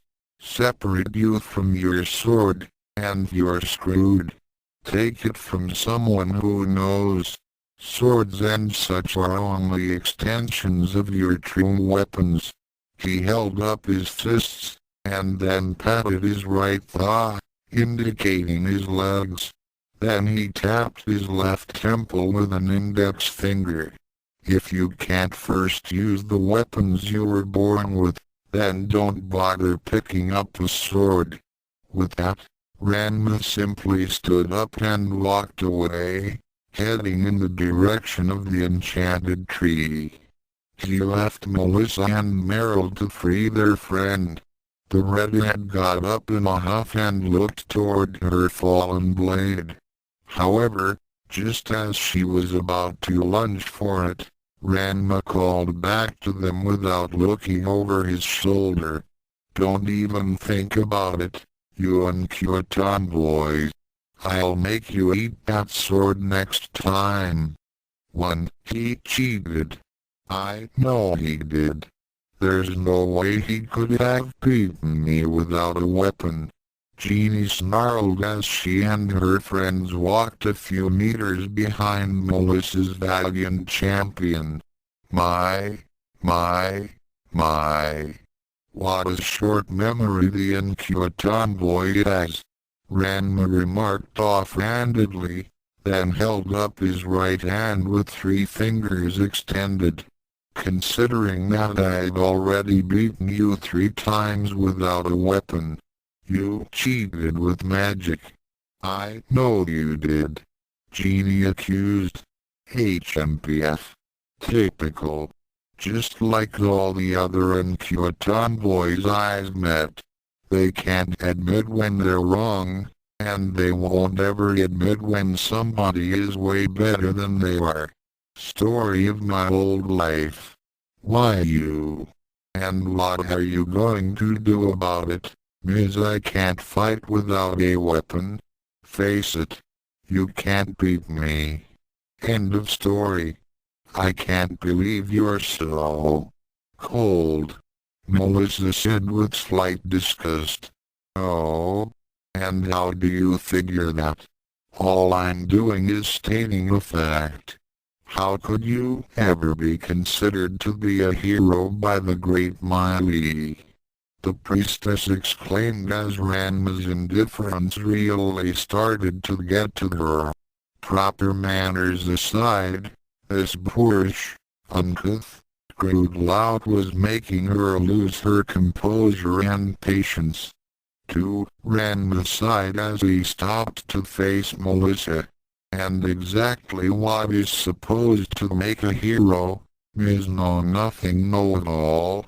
Melissa was at the end of her rope as she told him exactly what a proper champion should be. A true hero is everything that you are not. I've never met anyone who was so crude, ill-mannered, uncultured, and absolutely uncivilized in my entire life.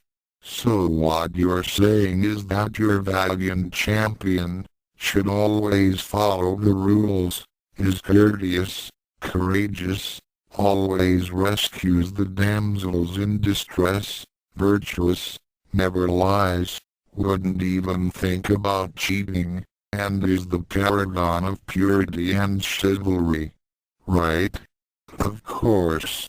That is a true hero, Melissa said with a smug look, thinking that she had finally gotten this lout to understand. However, that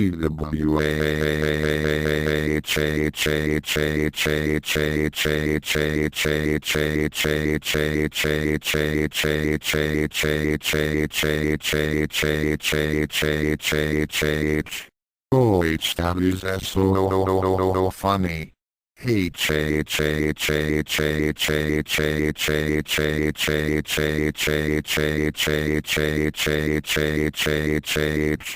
Man, I needed a good laugh today.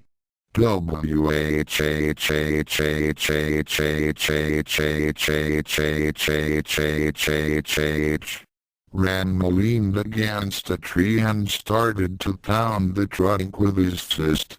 He continued to chortle and chuckle for a while. Even his cat got into the act as she let off an amused meow. Melissa and her companions stood in disbelief as the warrior midget continued to laugh his head off. Oh, man. That is rich.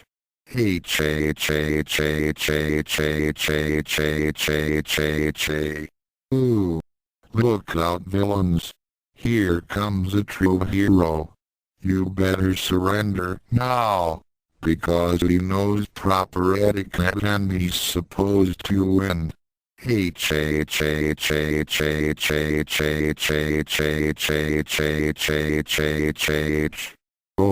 Please. I do not see what you find so funny about what a true champion should be. Melissa glared at the still chortling martial arts magician. Ranma finally calmed down and snorted a bit before walking again. He then gave Melissa some advice, though he knew she'd probably ignore it. Words from your valiant champion, Miss. I'm an expert on what a true hero should be. Get your head out of those fairy tales. before they rot your brain." The priestess became highly insulted at this point and wished even more desperately that this adventure would end. Later, Ranma nodded as he looked toward the horizon and noted the setting sun. The enchanted tree was still more than half a day's walk from their current location. He sighed as he wished he could use Shin's teleportation power to get him there. However, the Rune Cat had his limits. He could only teleport his master to places he had already been to, or within his eyesight. Furthermore, the feline could only use his teleporting ability a certain number of times a day, so it was just as well that he saved his power. "Okay, it looks like we'll be spending the night here," Ranma remarked as he set down his pack in the middle of the clearing, which was near a small stream. Meryl squeaked as she and the other females realized that they had no provisions with them. They had assumed that it was not very far to the enchanted tree and that they'd be back in Ophun by nightfall. "Well, I would think that we'd be spending the night," Ranma said with utter sarcasm. "Considering that we're still a long ways off from the enchanted tree, it's getting late, and that we need to be well rested before we get there. I would say that making camp would be a good idea." He began to unpack his camping supplies, which included a small tent, bedroll and various other items. Melissa and Meryl began to panic, while Jeannie growled at Ranma's attitude toward them. But, can't we just use that Rune Cat to get us to that tree?" Melissa asked anxiously. "It's got the power of teleportation, doesn't it?" She remembered back to when the cat had gotten them out of those ruins. Ranma snorted with disdain at the priestess. "Now how can Shin transport us to a place neither he nor I had ever been to? If he could, don't you think I would have had him teleport us there by now? But no, you didn't think, you just assumed, and I really hate it when that happens. Then again, thinking is not a strong point with you three, is it? And what's that supposed to mean?" Jeannie snapped as her hand went to her sword hilt. "Just as I said," Ranma replied simply as he prepared to pitch his tent. "For example, you three didn't even prepare for this trip. You just assumed that it would be a quick errand. Oh, we're going to a rare, magical tree. Magic wands are made from its branches, and they're very hard to come by. Did you really believe that such a thing would be closed to the city? If it was, then they'd be selling wands for a silver coin a dozen at the marketplace." Yeesh. Though they did not like Ranma's tone with them, they had to admit to his logic. However, that still left them with one problem. No provisions. At that point, Ranma had his tent set up. It was a small, utilitarian canopy with a protected bottom. It was made from a waterproof material and insulated against cold temperatures. It was sturdy and comfortable enough for two people, or one person and his Rune Cat. When the three saw how small the shelter was, they all became horrified at the thought of having to share such confined quarters with him. "If you think that we're going to sleep with you," Jeannie started. "And who said that you were going to sleep in my tent?" Ranma interjected as he motioned for Shin to go into the shelter. After the cat had entered, He then stowed his backpack inside as well. You can sleep in your own tents. We don't have any tents. Meryl cried out. We don't even have blankets or anything. The warrior midge shrugged. Well, I guess you three have a problem then. We have a problem, because it's all your fault. Meryl screeched. Behind her, Melissa and Jeannie nodded. Oh, I can't wait to hear how you figured that. You're the one who took our supplies and lost them. Who says? I've still got them. He reached into the tent and hauled out his pack. With a series of blurring movements with his arm, he made all of the girls' supplies appear on the ground in front of them.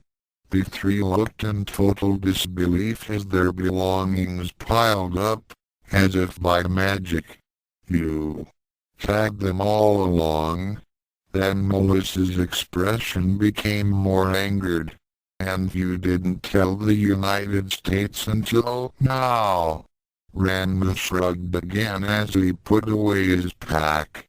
You didn't bother to ask. Then he added with sarcasm, now why would I even keep this stuff?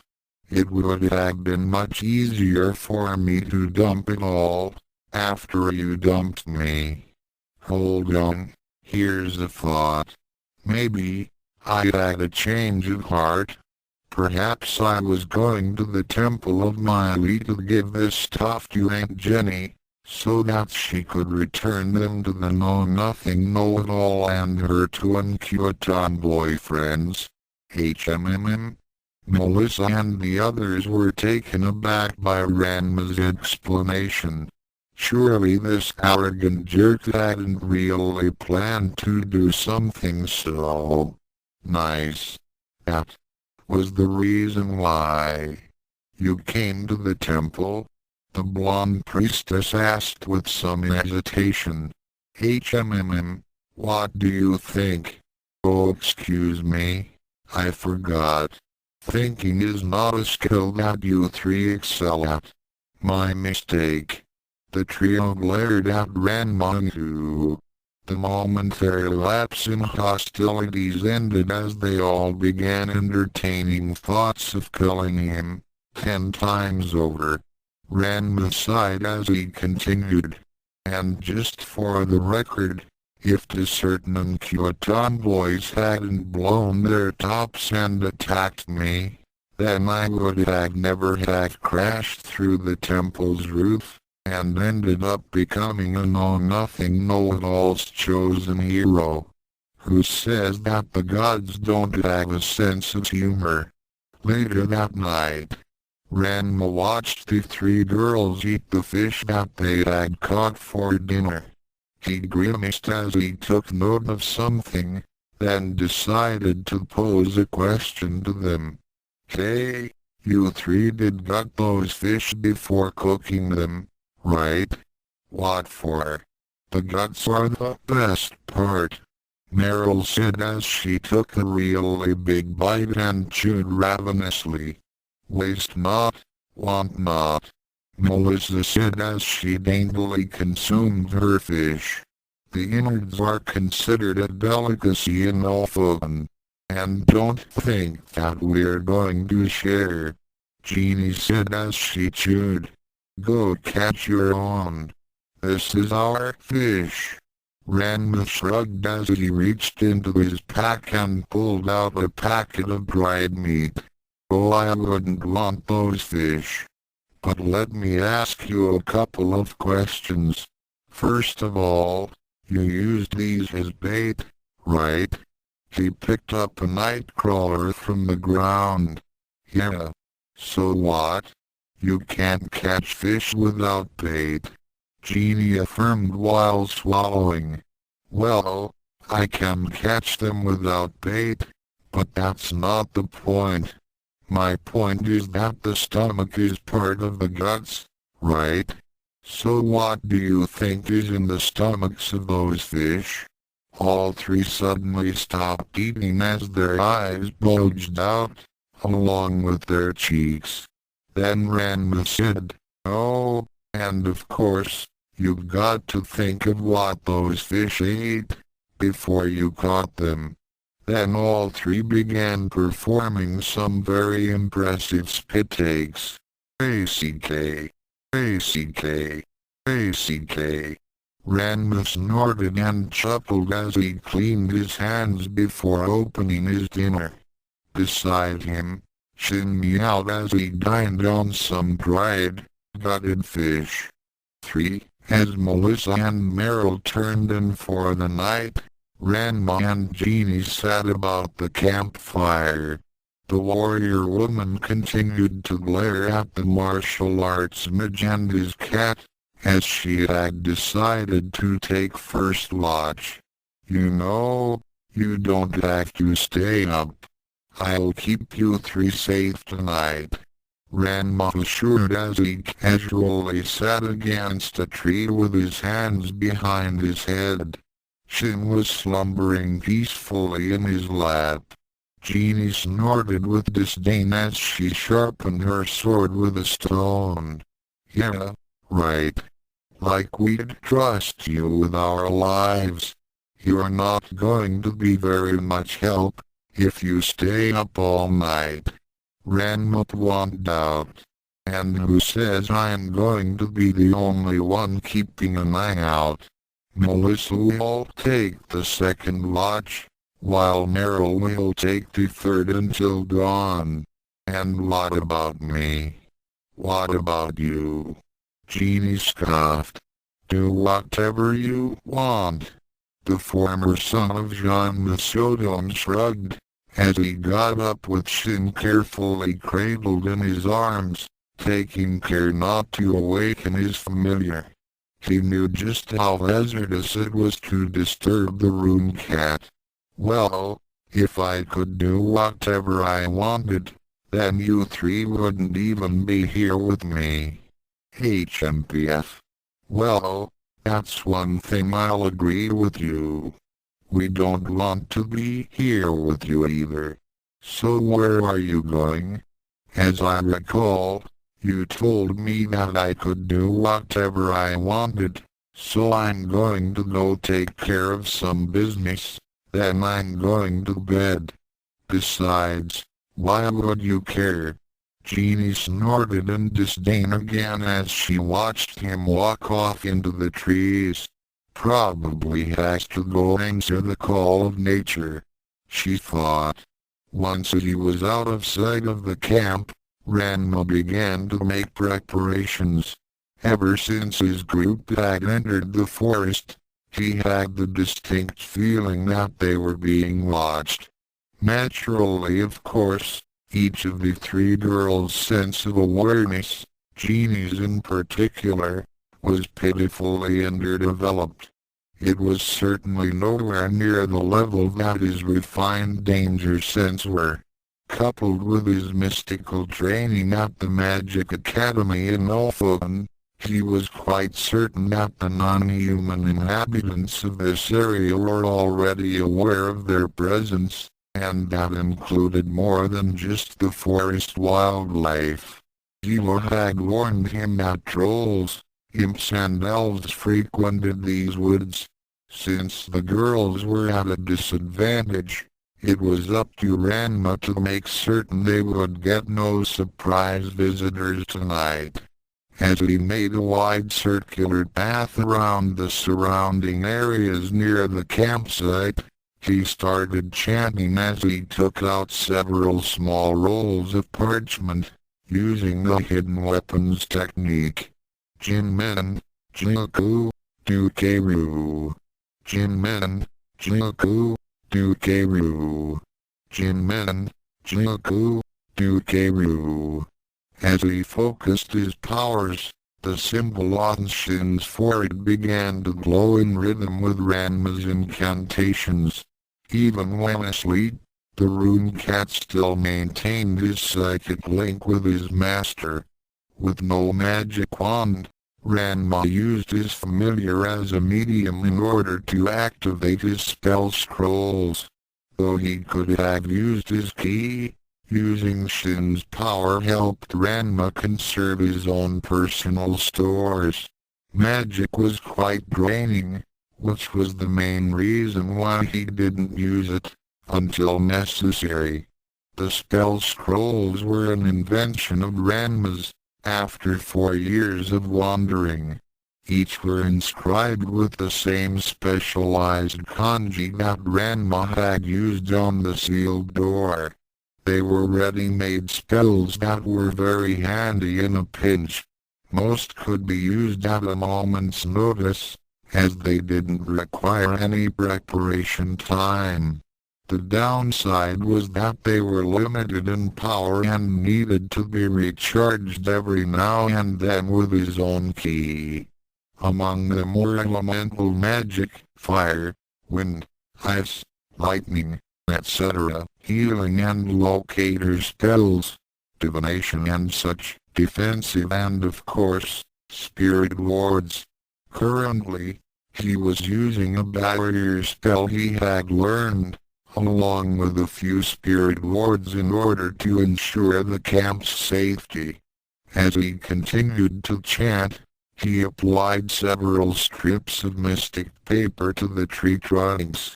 Each scroll unfolded itself as the kanji glowed with an eerie light. Later that night, with Melissa on watch, the priestess was disgusted as she looked over to Ranma's tent and listened to her champion snoring. Just how could he just sleep like that?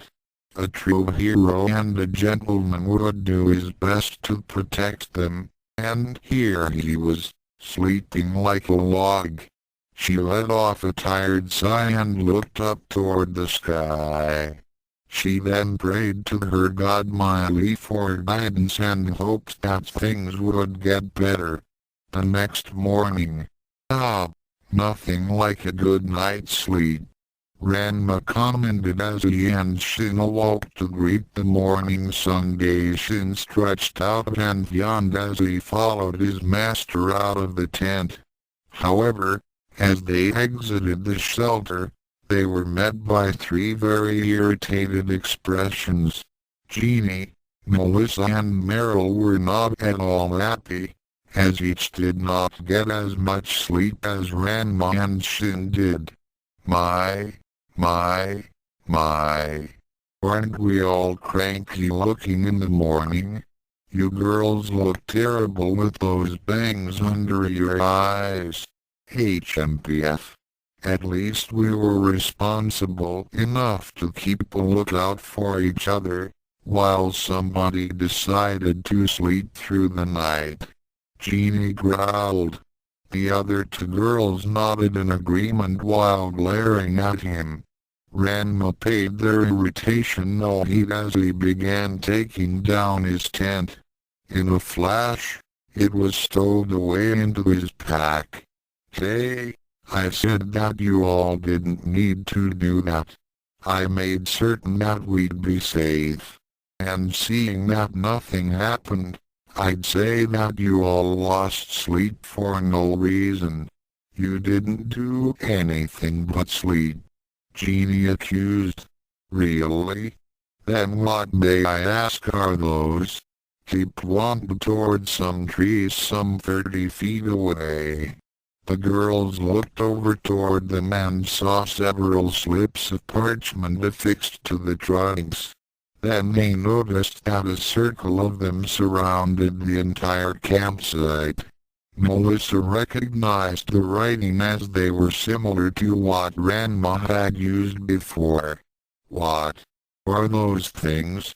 Did you do that last night? Melissa asked. Those are my early warning alarms. Ranma explained. They would have stopped anything from coming close to us. A little magical insurance. Yeah, right. Jeannie snorted as she stomped toward one of the trees. You can't do any magic without a wand. A few pieces of paper wouldn't stop anything. I wouldn't go there if I were.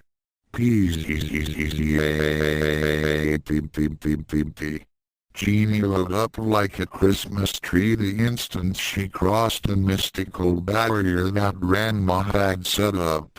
She then fell down in a smoking heap. Both Meryl and Melissa ran over to where their comrade had fallen and checked on her condition. Besides being slightly crispy and unconscious, she was no worse or worse.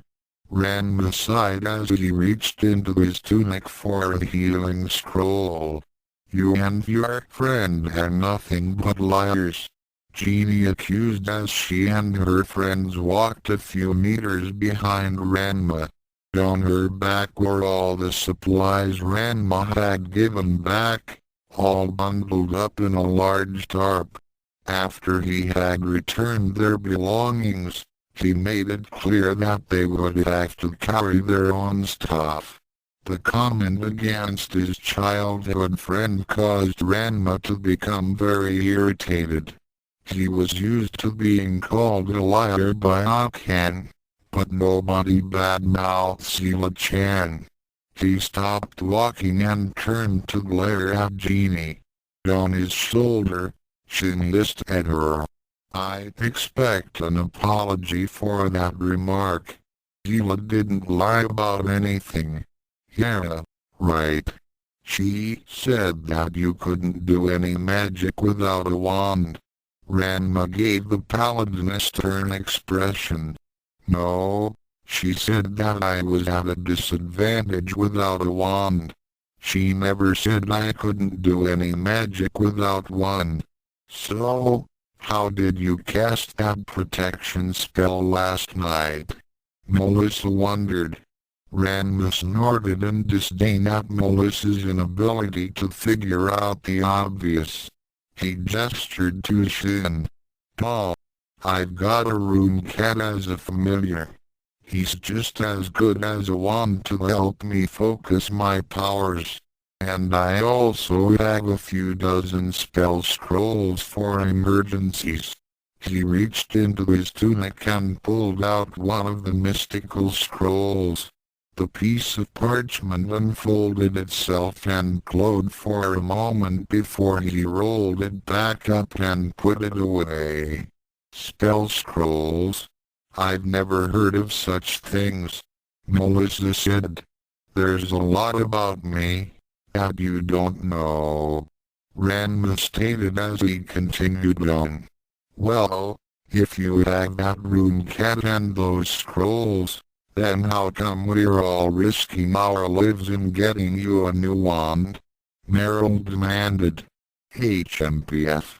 I would think that it'd be obvious, but I'll tell you anyway. Shin does have his limits and can get tired. And my spell scrolls can only do so much. Magic takes up a lot of power. I'm sure that even Ms. Know-Nothing Know-It-All can tell you that. A magic wand helps ease the burden. The priestess became very perturbed at Ranma's attitude.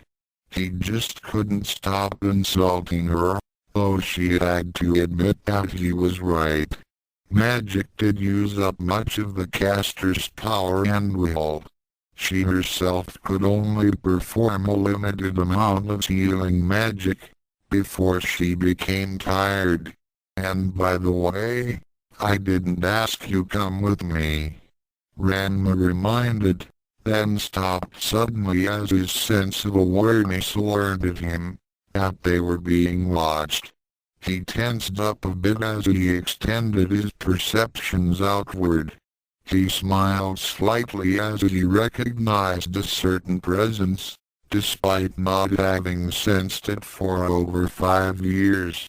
What now? Jeannie grumbled as Ranma became quiet. Though she welcomed the fact that he wasn't insulting them, this sudden silence was even more unnerving.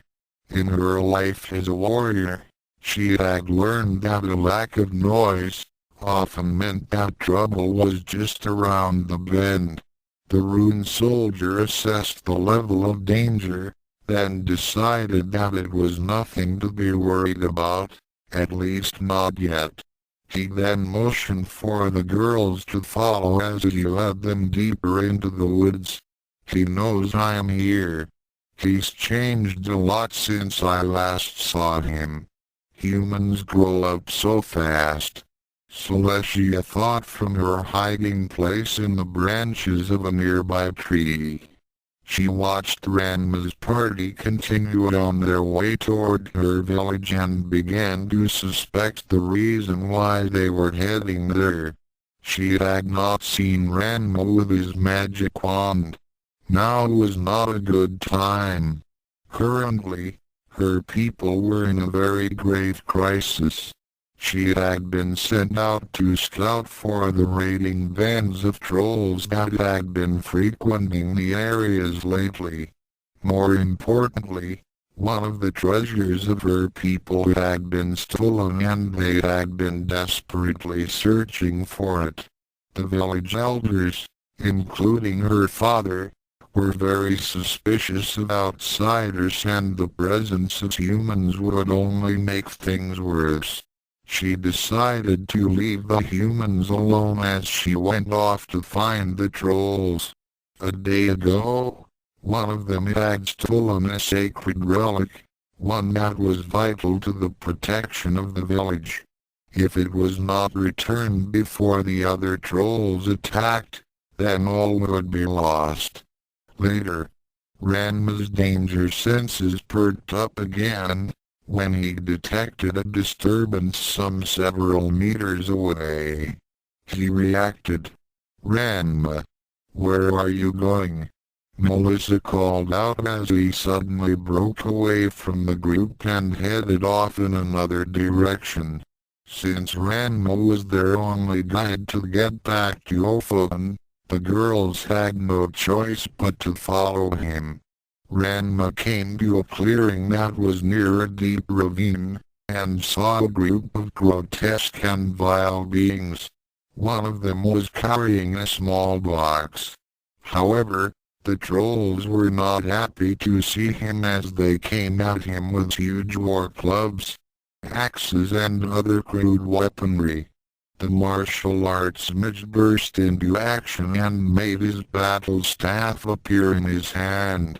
His rune cat leapt down from his master's shoulder and began charging up his energies. Ranma leapt high, then bounced off several of the trolls' heads, landing amid them in a defensive posture. Ranma parried a thrust by a troll's club, then slammed one end of his weapon into the gut of another adversary. This caused the troll to slam into his comrades and gave Ranma and his cat more fighting room. One troll, the one who was carrying the box, tried to make a break for it, but Ranma saw him out of the corner of his eyes, then threw out a ki blast. MOKODAKDISHA. The ki bolt shot forward and tagged the troll on the back, causing him to stumble near the ravine. He desperately reached out to catch it, but the container slipped through his fingers and fell down toward the bottom. He could only watch helplessly as the box's lid opened up and its contents were dumped into the river below. Ranma didn't have time to consider what the troll had lost, as he let loose with another ki blast, hurting the trolls toward his secret weapon, namely his rune cat. Shin was powering up for a single attack and he was just about to unleash it. "Do it, Shin!" At that moment, Melissa, Meryl and Jeannie came onto the scene and K-boom! "What the?" Jeannie cried out as she and her friends were caught in the blast, along with the trolls. Fortunately for them, they were not as close to Shin as the trolls were, so they only received minor, though very painful burns. When the explosion vanished, there was a huge crater, in which the trolls lay in smoking heaps. Shin casually shook his fur and emerged from the crater, unharmed. The cat patted his way toward his master and an astonished elf. On the other side of the hole, 3 adventuring females lay smoking on the ground and moaning in pain. Ranma chuckled a bit as he knelt down to pet his familiar. Once again, Shin had overdone it with the power blasts, but he got the job done. Of course, there were some casualties, but Ranma was certain that the 2 uncut tomboys and the know-nothing know-it-all were alive. A little extra crispy, but alive. As he looked down the ravine, he noticed something glinting on a small ledge, halfway down to the bottom. He took out a spell scroll and focused his key into it. The object in question floated up toward him and Ranma saw that it was a small, tarnished key. It was very plain looking and Ranma assumed that its use was probably to open that box. Since the box and its contents were lost, the key was now useless. He shrugged a bit and decided to hold onto it for the moment. He pocketed the key into his tunic along with the levitation spell scroll. Just then, another elf appeared on the scene and Ranma smiled as he recognized her. "Hey there. Long time no see. So that box contained an ancient treasure of your people, Celestia?" Ranma asked, after the elf had introduced herself to the group and explained her people's situation. They were being led toward the elf village where the enchanted tree was located. "Yes. Though I am not supposed to tell outsiders, it doesn't really matter now." Celestia sighed sadly. "That treasure was key to our village's defenses and without it, we are doomed. Well, maybe we can help you," Ranma offered. Currently Shin was taking a catnap in his pack. The elf nodded. "That's what I'm hoping, Ranma. It'll take a sorcerer to beat a sorcerer. I always knew that you would one day become a very powerful spellcaster. I sensed the potential within you." "Excuse me, but what did you mean that it would take a sorcerer to beat one?" Melissa inquired. "Our village is being threatened by an unscrupulous human magic user," the elf explained. "He found our village and demanded to be led to the enchanted tree. The elders refused him and sent him away. He could not break through the mystic barrier, which surrounds our homes. That protection is strong enough to repel a dragon. However, just yesterday, the source of our protection was stolen by trolls, most likely sent by that sorcerer. Since then, bands of trolls have been attacking, and our warriors and magic users are being pushed to their limits. We can't hold out much longer, and with the treasure now gone, we may not be able. But enough of my troubles. What are you doing here?" "Well, it's kind of complicated," Ranma admitted. "But I think we can help each other. You see, I need to get to that enchanted tree to end."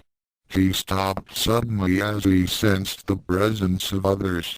Suddenly, the group found themselves surrounded as elf warriors appeared from out of nowhere and leveled their spears and swords at them. The elf village was a rustic-looking hamlet that was composed mostly of simple lodges and tree houses. Surrounding the village were walls of thick timbers.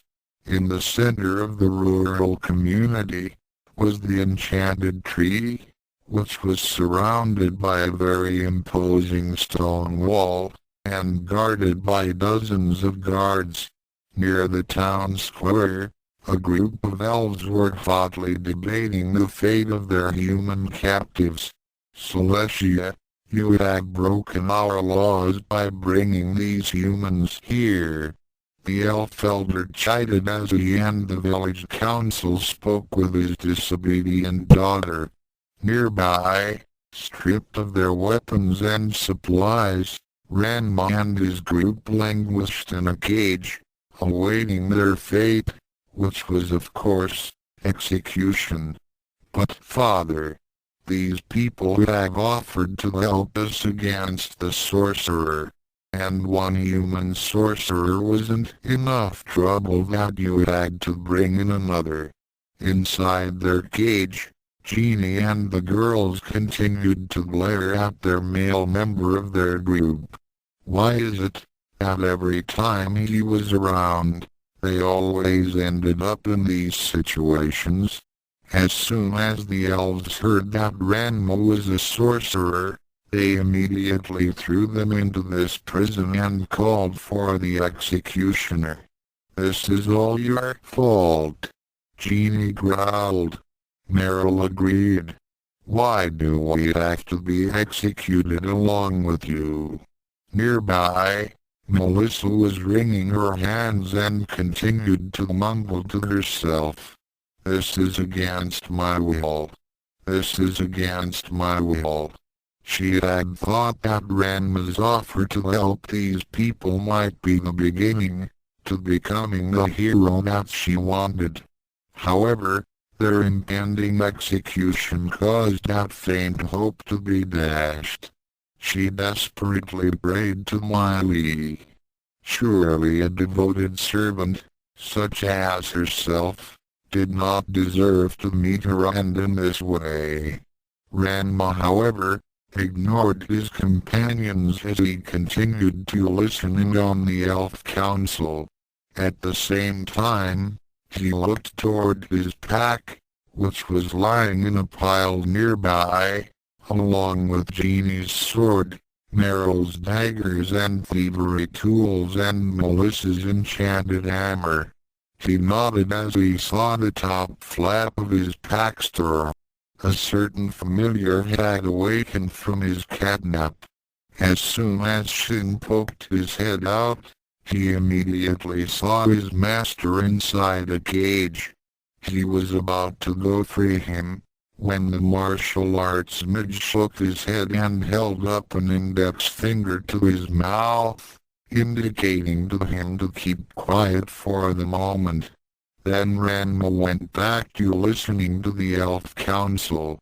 It is bad enough that we can no longer use the mystic barrier to protect ourselves from those trolls, Celestia's father said sternly.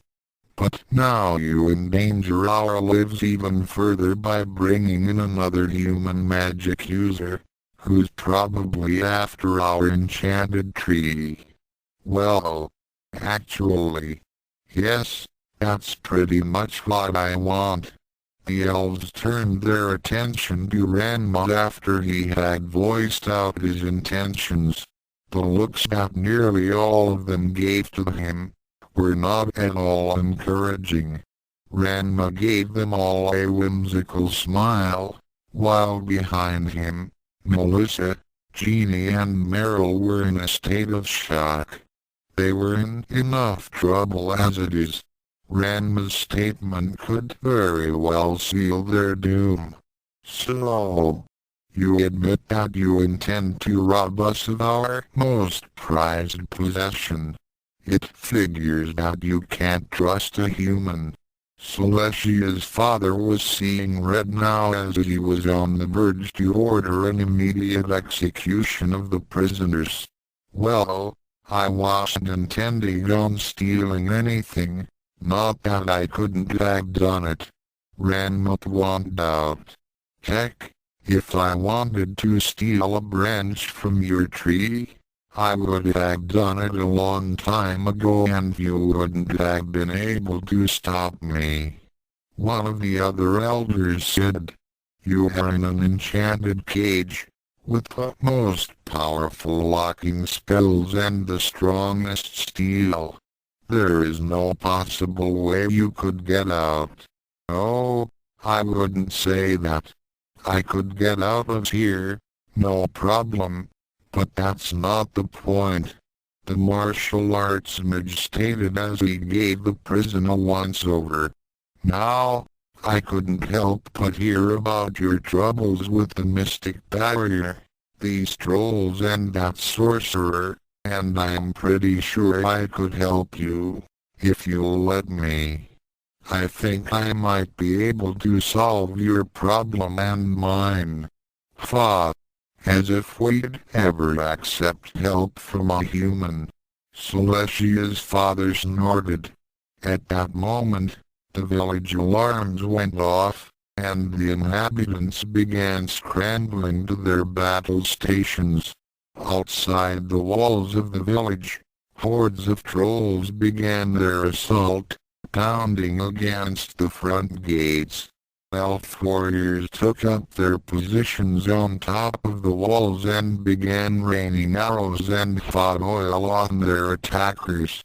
However, the trolls continued to batter against the gates, as the desperate defenders tried to hold out. In the village square, Ranma continued to try and persuade the elders to let him help them. So come on. Just let me have a look at this barrier of yours. I'm sure I fix it. You really look like you could use some help. Now I'm willing to. We do not accept help from humans, Celestia's father affirmed. Then a messenger came running up to him. The trolls have broken through the gates. And the human sorcerer is here as well. The elders quickly began heading toward the front gates, in order to stave off a possible magical assault. However, with their mystic barrier unavailable and their magical abilities strained to their limits, things did not look good. At that point, Ranma decided that it was time. Using his hidden weapon techniques, he made one of his spell scrolls appear. Focusing his ki into it, he applied the parchment to the lock on the cage, where he reasoned all of the locking spells were concentrated in Jinmen, Jinku, Dukeru.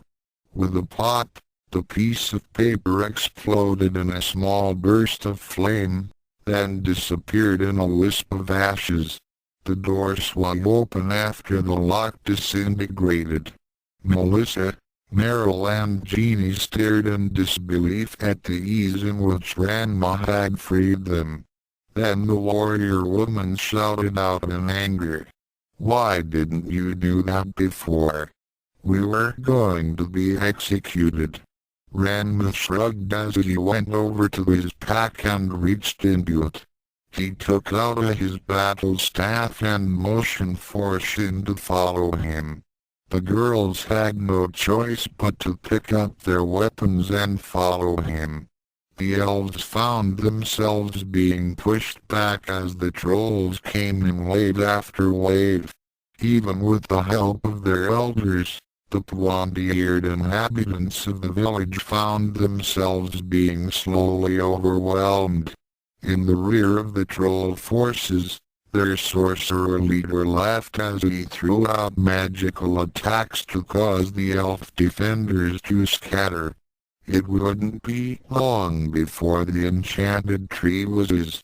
Mokodakbisha, the enemy sorcerer was surprised when a blast of blue light slammed into the lead horde of trolls, sending them flying backward like bowling pins.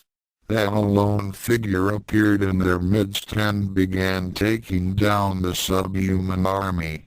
He scowled as he recognized a newcomer. Like the goblin monsters before, the trolls were mostly relying on brute force and sheer numbers to overwhelm their adversaries. However, their opponent was well seasoned with such tactics and used incredibly fast maneuvers to dance about his foes. Like a grasshopper on steroids, Ranma bounced about, delivering quick strikes with his staff, dropping many trolls in several passes. However, even he knew that he couldn't defeat this many enemies, so he needed an equalizer. He got it in the form of his rune cat. Shin jumped into the middle of the fray and let loose with another of his psychokinetic explosions. This caused more trolls to be blown out of the battle and eased the pressure off Ranma and the other defenders. Jeannie, Melissa and Meryl found themselves beset by trolls and were now fighting for their lives. For the red-haired swordswoman, it was a great way to relieve her stress after all the hell Ranma had put her through. Her sword hacked and slashed through several dozen of her enemies. Ranma kept on darting back and forth among the attackers, but this time he had decided on a new tactic. Seeing that there were still a lot of trolls, he needed to take them all out, or they would eventually wear him down. As he made several passes among the sorcerer's hordes, he began applying pieces of parchment to their backs and behind their heads. The near-brainless fighters didn't even notice as they continued fighting. "This is going to take a lot of my spell scrolls." When he had applied more than 3 dozen of the special strips of paper, he mentally contacted his rune cat. Shin acknowledged his master's call and rushed to his side. Leaping onto his right shoulder, the cat's eyes glowed as he sent a huge psychokinetic wave, separating the majority of elves from the trolls. Dark clouds suddenly appeared overhead as Ranma began calling on the wind and water spirits, using his cat as a medium. Then he thrust up his staff and cried out, "Lightning scatter!" The clouds let loose with a huge electrical blast, which concentrated on the tip of Ranma's staff, then spread out into several smaller bolts that blanketed the area. Trolls that had spell scrolls attached to them were struck and exploded, taking several of their comrades along with them. The attack also caused confusion among the remaining enemy, and the elves took advantage of the upset and began to push the trolls back. Then the enemy decided that the battle was lost and started a disorganized retreat. The enemy's sorcerer grumbled as he saw that his forces were being routed, decided that it was time to face the magic user who was defending the village. He had also taken note of the 3 females who were fighting at his side. They weren't of much consequence. Just a swordswoman, a priestess of Miley, and a scrawny female that was most likely a thief. However, the cat perched on Ranma's shoulder was what caught his attention. "So, it looks like the peasant has a rune cat. Well, perhaps I should show him my secret weapon." The crowds of elves cheered as the trolls ran away. At the front, both Ranma and Shin were tired, after expending a large amount of their personal stores of magical power. Melissa and her compatriots came up to them. The priestess was ecstatic for the first time since Ranma had become her valiant champion. We did it. We did it. Even Genie had to admit that Ranma's attack had been impressive. Not bad. For a loud-mouthed, egotistical magician. We are so awesome. Meryl cheered. However, Ranma was not celebrating with his comrades, as he knew that the battle was not yet over. His suspicions were confirmed as a figure appeared suddenly in a puff of smoke at the gates of the village. Ranma growled as he immediately recognized his final adversary. Shin hissed as he jumped down from his master's shoulder and tensed up. His hair stood on end. The enemy sorcerer smiled as he faced off against his old rival. He was a tall, slender individual with short blonde hair, and was dressed all in black, with a flowing red cape behind him. Around his neck appeared to be an amulet, and in one hand, he held a magic wand. Well, if it isn't the street rat that Car West took in 9 years ago.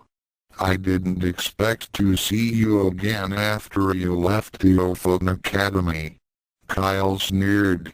I had a feeling that someone like you was behind all this, Kyle. Ranma pointed an accusing finger at him. I didn't see you at the academy when I came back. I checked the records. Looks like somebody got expelled for breaking into the archives. Do you know this person, Ranma? Melissa asked. Wish I didn't. Ranma replied as he took a few steps forward. Shin followed at his side. He used to be a third-rate trainee during my academy days. He never could beat me or Illa-chan. HMPF. I've changed since that time. I'm not the same as I was, Kyle said with confidence as he held out his wand. Yeah. You're even more annoying than ever, Ranma remarked as he twirled his staff before taking a stance. Kyle smirked. I see that you don't have your wand, Ranma. Could it be that you don't have one anymore? You're here to get a replacement from the enchanted tree, aren't you? So why do you want it? You've already got a wand.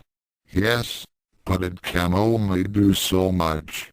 I figure that a staff made from the inner core of the enchanted tree would be far more powerful. Celestia gasped, along with other elves. But, if you tear out the core, the enchanted tree will die. And so will we. Kyle shrugged as he said, oh well. Can't make a magic staff without killing a village of elves. And I figure that all that extra magical would will such a very good price to other wizards. You'll have to get past us first. Genie shouted as she rushed out with her sword and stood in front of Ranma. Genie, I hate to say this, Ranma called out. But you've got to be kidding. Kyle snickered as he waved his wand. For once, I agree with the street rat. You have got to be kidding. He then focused his power and swung his arm in a sweeping motion. A huge wind was summoned up and swept the swordswoman into the air. Ranma winced as he watched Genie soar in an arc, then came crashing down into a nearby haystack.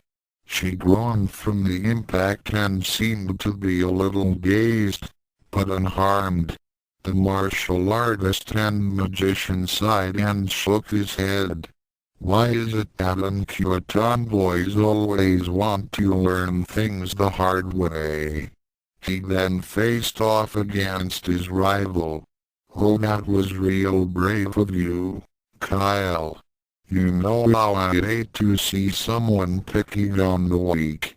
Shin agreed as he began powering up. Jeannie, just now regaining her senses, heard Ranma's remark. Hey, who are you calling weak? Kyle chuckled at Ranma's pet, while ignoring Jeannie's cry of outrage. Ooh, you Agaroon cat. I'm impressed. A very rare and powerful beast to be used as a familiar. Almost as powerful as mine. Kyle's chuckle became a scornful laugh, then pulled out a small whistle from a pocket in his cape. He then blew it, making a high-pitched sound.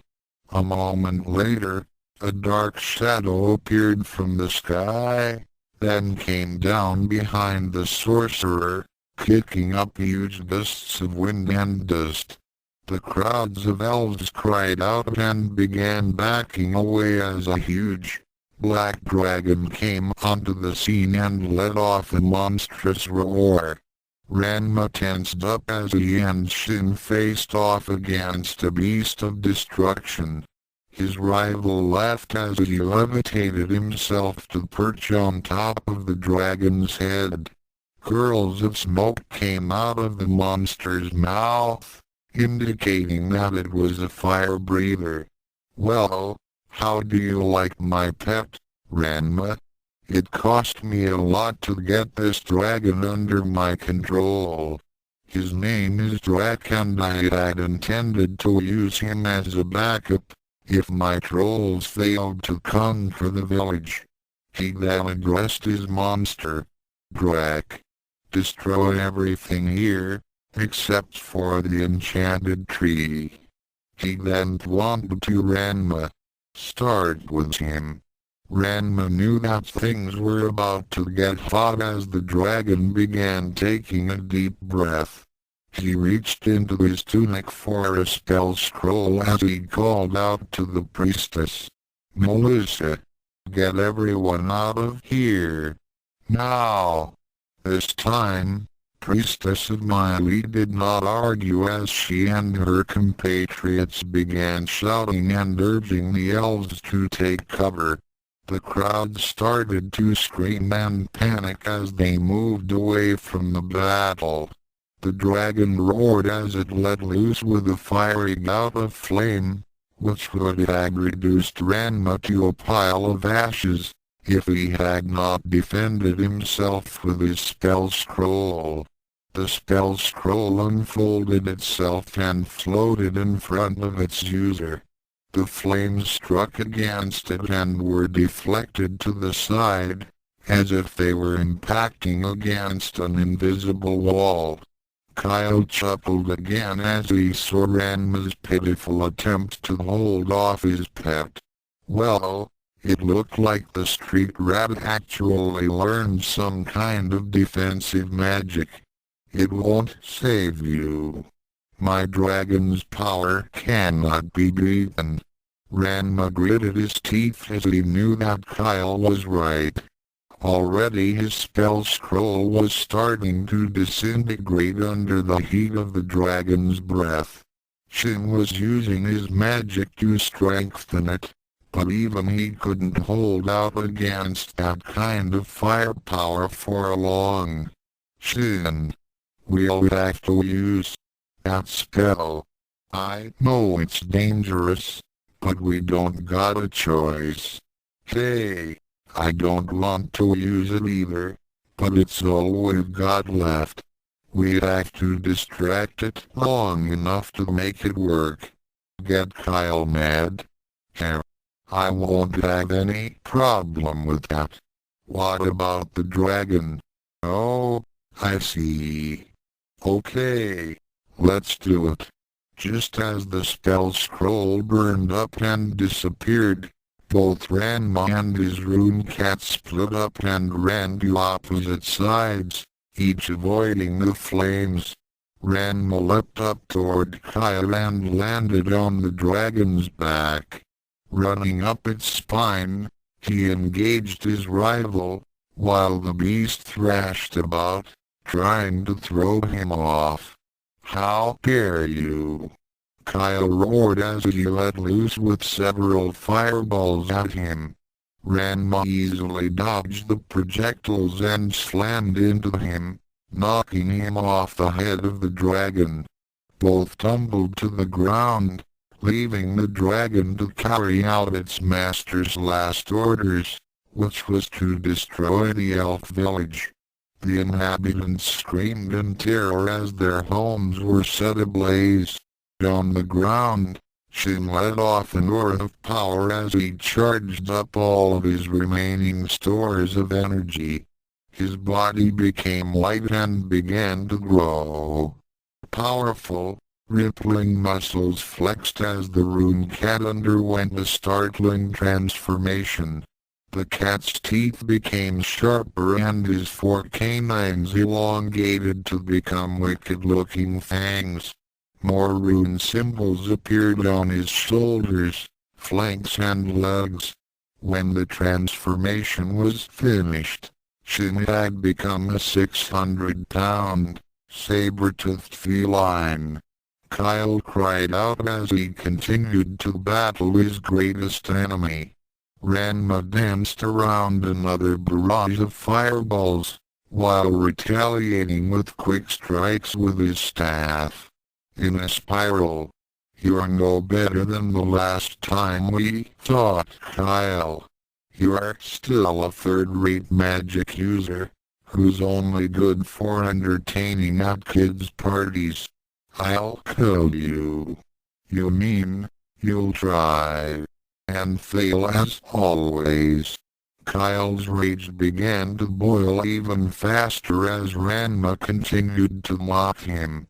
"Hey Genie, doesn't this look familiar?" Meryl asked as she and her friends watched Ranma battle with Kyle. "Yeah, I remember this.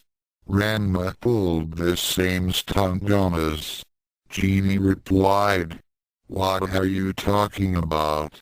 Melissa asked. "Just watch," Meryl said. At the same time Ranma was leading Kyle into a trap, Shin was taking on Drac. Using his superior speed and agility, the rune cat led the dragon away from the village and toward the place where their masters were fighting. Then Ranma added the final touch. "Hey Kyle, you're built like a stick. Your face makes me sick. You've got lousy magic tricks. Why you? Your head is too thick. You're dumb as a brick. You talk like a hick. Your hair's a colic. And you itch like a tick. In other words, here it comes," Meryl chirped. "What a total moron." By this time Kyle was enraged to the point of no return. At the same time, his dragon let loose with a gout of flame at Shin, who happened to end up at Ranma's side, just as he finished the spiral. "Die or enemy." Kyle fired off a huge blast of rage-fueled flame. Combined with the dragon's breath, the results were spectacular. HIOIUSHOD and Fa. Both the dragon and its master were caught up in the massive whirlwind that the imbalance of temperatures had created, and were sent skyward. The effect had an unexpected dividend as the winds also put out the fires, saving the village. However, as the winds continued to blow with hurricane-like force, everyone had to hold on for dear life, or else be swept away like leaves. Ranma and Shin not prepared to finish the job. They knew that the rising dragon ascension wave would only distract Kyle and his pet momentarily. Both began to glow with power as they communicated with each other telepathically. "Shin, you ready?" I know this is going to drain just about all the magic we've got left, but there's no other way. We can't let Kyle keep that dragon. I know. Okay. Here goes. I'll just make something up. Don't want anyone else to figure out how we did this. Hey, I got it. I'll do what Ranma inverse did in the Slayers. Never mind. Just do it. Everyone looked on with awe as Ranma began making some funny gestures with his hands. What's he doing now? Melissa asked. Both Jeannie and Meryl shrugged as they went back to watching him. Then Ranma began to chant, but not his usual incantations. Darkness beyond twilight. What is this? Meryl asked. Crimson beyond blood that flows. Sounds like some kind of spell. But I'd never heard of these incantations, Melissa said. Buried in the stream of time, that's where your power grows. What kind of spell is this? Celestia wondered. I pledge myself to conquer all the foes that stand against the mighty gift bestowed in my unworthy hand. Damn. This is going to take a lot of my ki along with it. Ranma thought as he formed a huge ball of energy above his outstretched arms. Let the fools that stand against me be destroyed by the power you and I possess. Shin let loose with a massive roar as he transferred his power to Ranma, Dragon Slave. With those words, a massive blast of energy was released and sent skyward. A shockwave rippled out and shook the village as the spell lanced toward Drac and struck the dragon dead center. The beast let off one final roar and died as its body fell like a flaming meteor. It landed heavily on the ground some miles away. Ranma sank to his knees in total exhaustion as Shin's body returned to normal. It was over. Nearby, Melissa and everyone else stood in shock. The Miley priestess was trembling uncontrollably. Ranma was strong enough to kill a dragon the next day. So this was the source of your mystic barrier? Ranma asked as he and his group were shown a large chest that was made of jade. Meryl was practically drooling at the sight of the magical container. The box alone would make her rich beyond her wildest dreams. Celestia's father replied, "Though we had never shown this secret to a human, I suppose we owe you this much. Within this box is an ancient sapphire which is able to project a protective barrier. It is a defensive shield that's so powerful, it could protect our village from nearly all kinds of spells or physical attacks. However, without the key to open the mystic chest, we cannot use the power of the gemstone to protect our village. This chest is enchanted with a very powerful locking spell to prevent the sapphire from being stolen. The key is what those trolls took and is now lost to us. We can never use the gem again." "Key? You mean this thing?" Ranma pulled out the key he had found from his tunic and showed it to the elves. The elders all stared in disbelief at what was in Ranma's hand. Celestia's father looked like he was about to have a stroke. They had the means to save their village all along and never knew it. "The key. Where did you get it?" Ranma took on a very stern expression as he replied, "How I got it is not important. What is important is that if you had accepted my help, When I first offered it to you, then all of this could have been avoided." He gestured to the devastated village, in which the elves were busy rebuilding. He then looked over the crowds that were also in shock over this unexpected turn of events. Melissa, Genia and Meryl were in a state of astonishment as well. "Will it kill anyone to listen to me when I have something important to say?" Ranma yelled out in frustration. There was a long moment of silence as his words sunk into everyone present. The elders became a bit red-faced as they realized they had made a very big mistake. Finally, one of the elders spoke. "You make a valid point, human."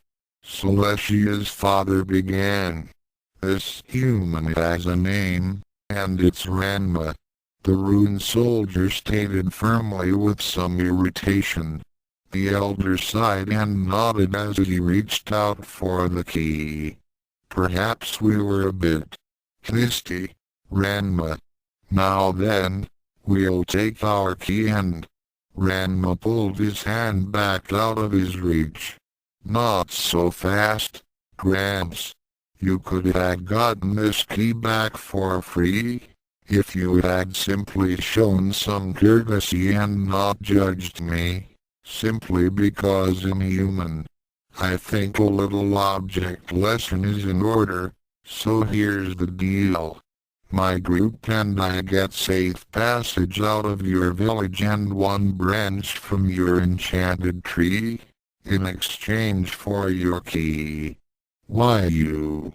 Ranma wagged an index finger at him. "It would be in your best interest to consider this offer.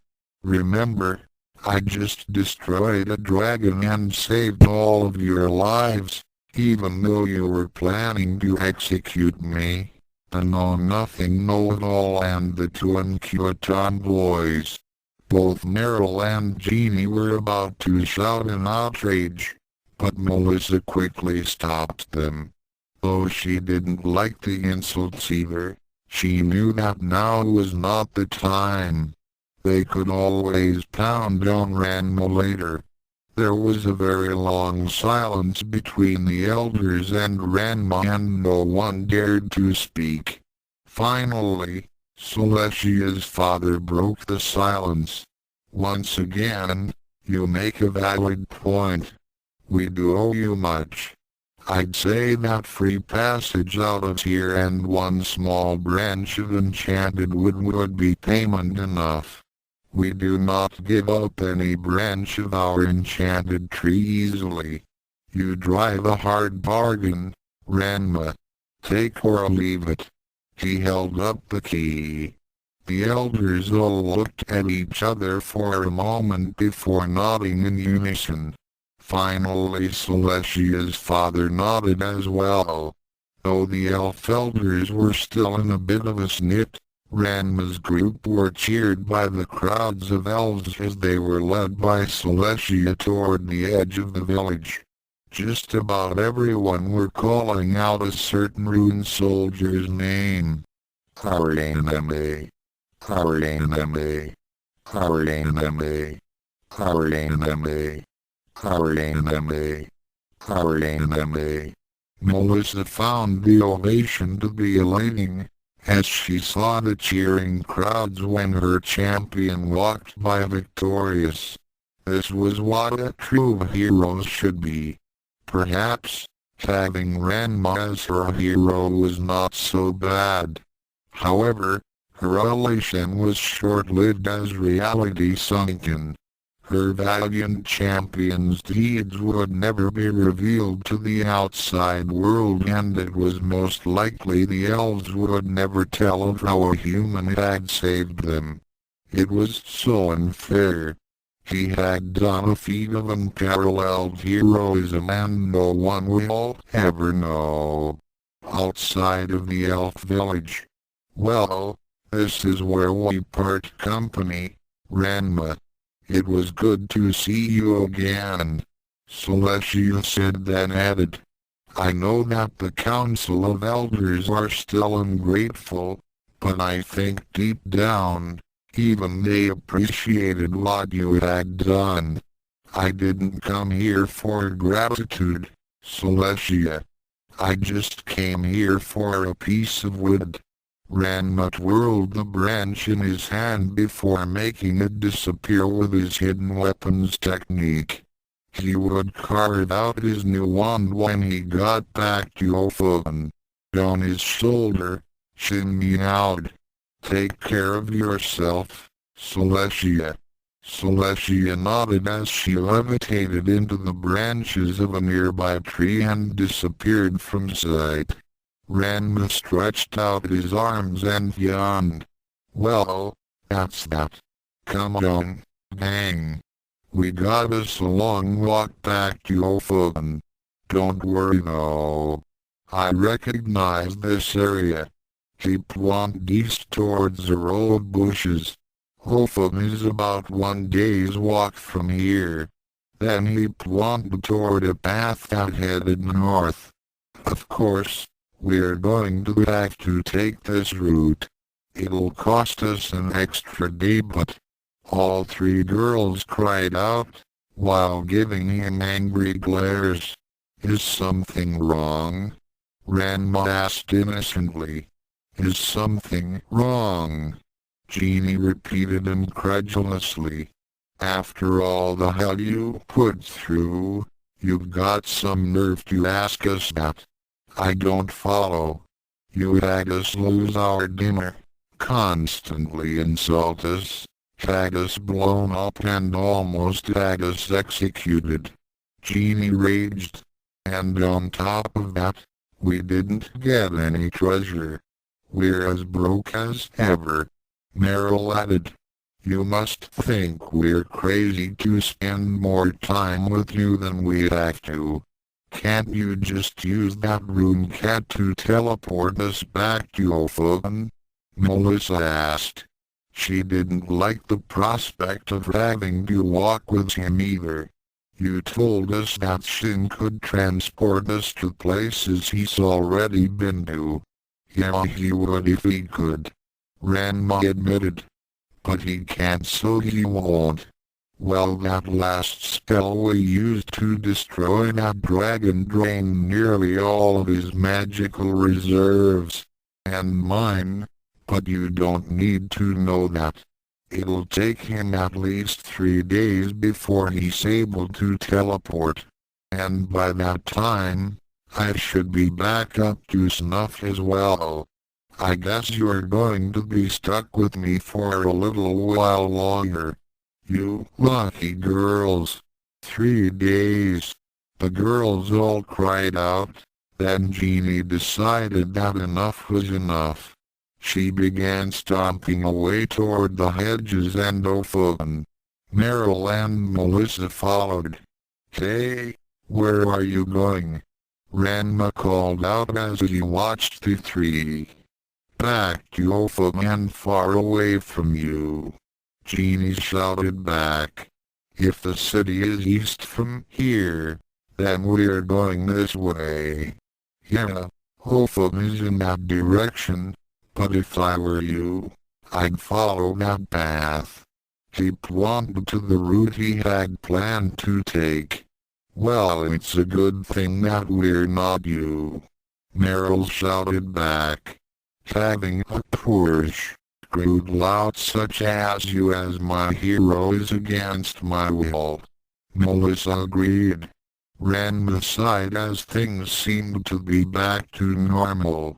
He then said to them as they were about to clear those bushes, Okay, but can I just say 3 little words?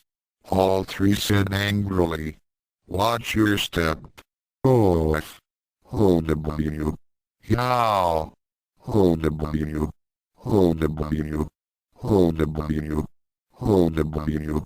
Ranma shook his head and sighed as he walked over to the bushes and peered over the side to the steep ravine that was hidden behind them. He watched as the three girls went tumbling down the rocky slope toward the river at the bottom. Yeah, I know, Shin. But what can you do? The incute tomboys and the know-nothing know-it-all always insist on learning things the hard way. He looked back down and winced as Jeannie crashed through a small patch of very thorny brambles. Ooh, that'll leave a mark. The girls were quite battered as they landed in the river and were swept downstream by the current. As they became small dots in the distance, they all screamed out, "Ranma, you jerk!" At that point, the martial artist and his rune cat began to make their way down the ravine. Well, I guess they know now why I wanted to take the longer way back. Come on, Shin, we've got to go fish them out. Yes, we have to. Some distance away, a certain sorcerer was lamenting over the burned carcass of his dragon. He was a sorry sight as his clothes were shredded and his body was burned and bruised in places he never knew he had. He would have perished if his pet hadn't taken the brunt of Ranma's spell. It's impossible. There's no spell that's strong enough to kill a dragon. I've never heard of a thing called a dragon slave. How did he do it? How? You'll pay for this, Ranma. I swear it. Then Kyle cried out to the heavens. Curse you, Ranma. For, to be continued. Author's notes. Now that was a long one. I almost decided to break this chapter into 2 parts.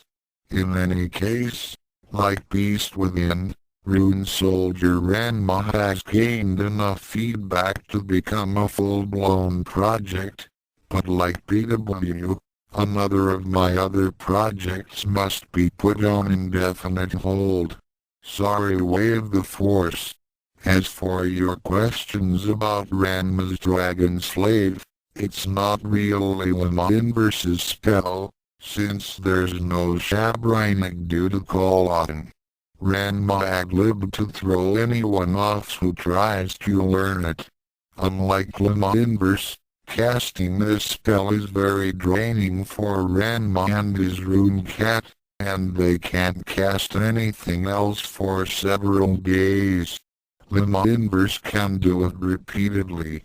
Ranma's Dragon Slave is mostly a last-ditch spell and he'll only use it when there's no other option. In any case, I hope you all enjoyed this chapter. In the next episode, Melissa is going to learn that despite her protests, Ranma is her champion and may just be the kind she needs, rather than the kind she wants. 1. Ranma is most certainly acting true to his old personality, but then again, this time he's not being such a wuss against a girl. He knows he's better than Jeannie, and he'll rub it in at any given opportunity. One might think that this is cruel, but then again, Ranma may just be showing her, in his own way, to not depend solely on her weapon, and that she'd better be prepared for the time when she has no weapon. 2. One reader pointed out that Melissa wasn't quite as prissy and snobby as she was in the original Rune Soldier Louie series, but I beg to differ. I've watched the entire series, and time again, she'd whine and look down on Louie, despite his best efforts to please her. Louie was a goofball, but he was a well-meaning goofball, with the heart of a hero, if not the head. Melissa doesn't start to accept him until much later in the series, and at times she'd much rather have the near-useless, but handsome Leonard, rather than the more competent, Oh silly Louie. Now remember that in this story, it's Ranma that we're talking about, and we all know that his personality will annoy others, despite the fact that he's just being bluntly honest. Like Louie, his heart's in the right place, though he lacks overall subtlety. He's not going to try to be the hero that Melissa wants, but rather be the hero that the island. And it's going to take a while before Melissa finally realizes this. 3. I liked this scene so much from the Slayers that I couldn't resist adding it here. For it was only a matter of time before we heard this one. Asterisk Chapter 8 Asterisk Chapter 6 Duel of Honor. Yeah right. Rune Soldier or anime disclaimer. Ranma 1/2. Rune Soldier Louie and anyone else mentioned in this story belongs to the other animaniacs out there.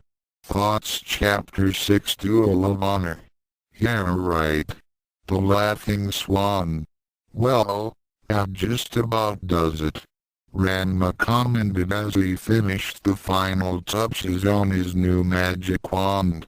He then twirled the instrument like a baton, then tossed it into the air with a flourish before catching it deftly. The new wand had a thin handle and a thick head, making it resemble a miniature club. Sitting beside him, Gila nodded as she held Shin in her arms and petted him.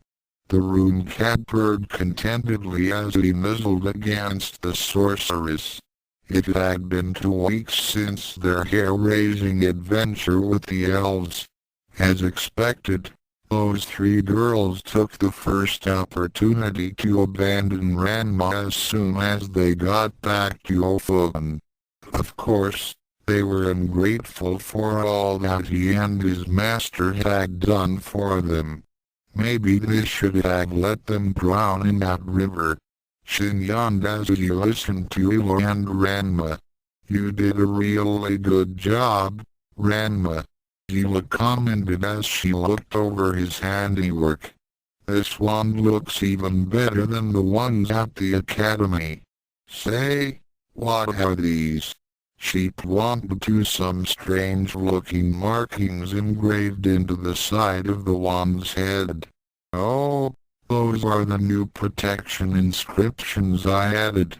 I don't want this wand to break like the other one. Last thing I want to do is to go back to the enchanted tree and those stiff-lipped elf elders. Man, they were almost as ungrateful as those 2 uncute tomboys and that know-nothing know-it-all.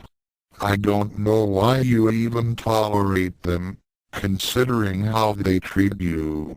Sometimes I ask myself that same question, Ranma admitted. But I can't shake them off. Aunt Jenny says that wherever I go, Melissa goes. And that means those uncute tomboys go with her. Heck, I would have thought that they would appreciate the fact that I cleaned out that temple of all the zombies. Gila winced as she remembered back to the events of last week. Ranma had accompanied Melissa with some of the elite priestess trainees to some ghoul-infested ruins. The trainees looked up to the lead priestess as a role model and had assumed Ranma was her aide. Melissa went to great lengths not to let them know that he was actually her valiant champion. No sooner did they enter the temple, Ranma went into action, blowing through the hordes of undead like Hurricane Akan through the horde of Randa. The ensuing battle came to a head as he had used the Hiri Shotenha and swept away all of the zombies, plus Melissa and her trainees. When it was all over, the temple had been leveled and every last ghoul had been dispatched, much to the dismay of Melissa and her charges. Well, Ranma, You should know the reason why they left that area infested with the ghouls. It's to give the trainees experience with battling the forces of darkness. HMPF. If they want zombies, I could lead them to places with zombies up the wazoo. Those girls were just WANNAB know-nothing know-it-alls. I can't believe they want to be like Melissa. Heck, she doesn't even know what she's talking about at times. At that point, Ranma's order came to their table. As always, Sheila just couldn't believe that her childhood friend could eat so much in one sitting. Today's meal was no exception. He had ordered an entire rack of ribs, about a dozen giant side dishes and a huge pitcher of wine. And these were just the appetizers. Just as he was about to dig in, a certain individual came into the tavern, drawing the attention of many of the female patrons. There were numerous sighs and gasps as they beheld the figure that had entered. Ranma, however, was not impressed.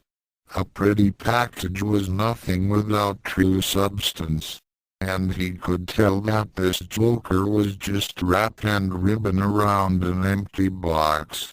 The man was dressed in gaudy, white armor with a flowing red cloak draped over his shoulders and trailing down his back.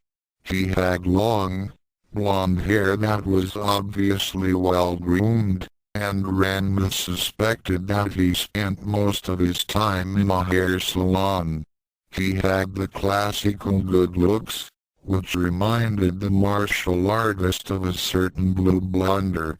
This in turn made him lose some of his appetite. The stranger carried himself with a kind of pompous air as he strutted toward them. To Ranma, it was as if a stranger was saying with his body, "Look at me.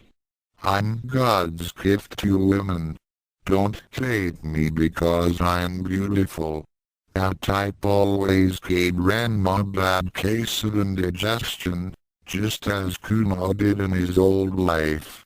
With no appetite, Ranma decided to save his food for later and made all the dishes disappear with his hidden weapons technique.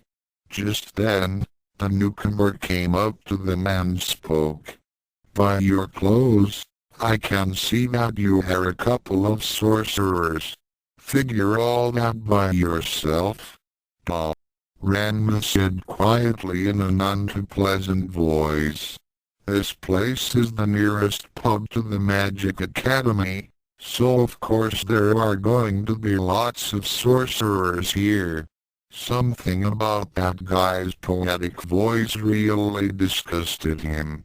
It was as if someone had taken the most irritating aspects and style of Kuno's speech patterns and combined them with the whining sounds of Moose. Left parenthesis 1. The stranger took no heed of Ranma's comments, then glanced toward Hila.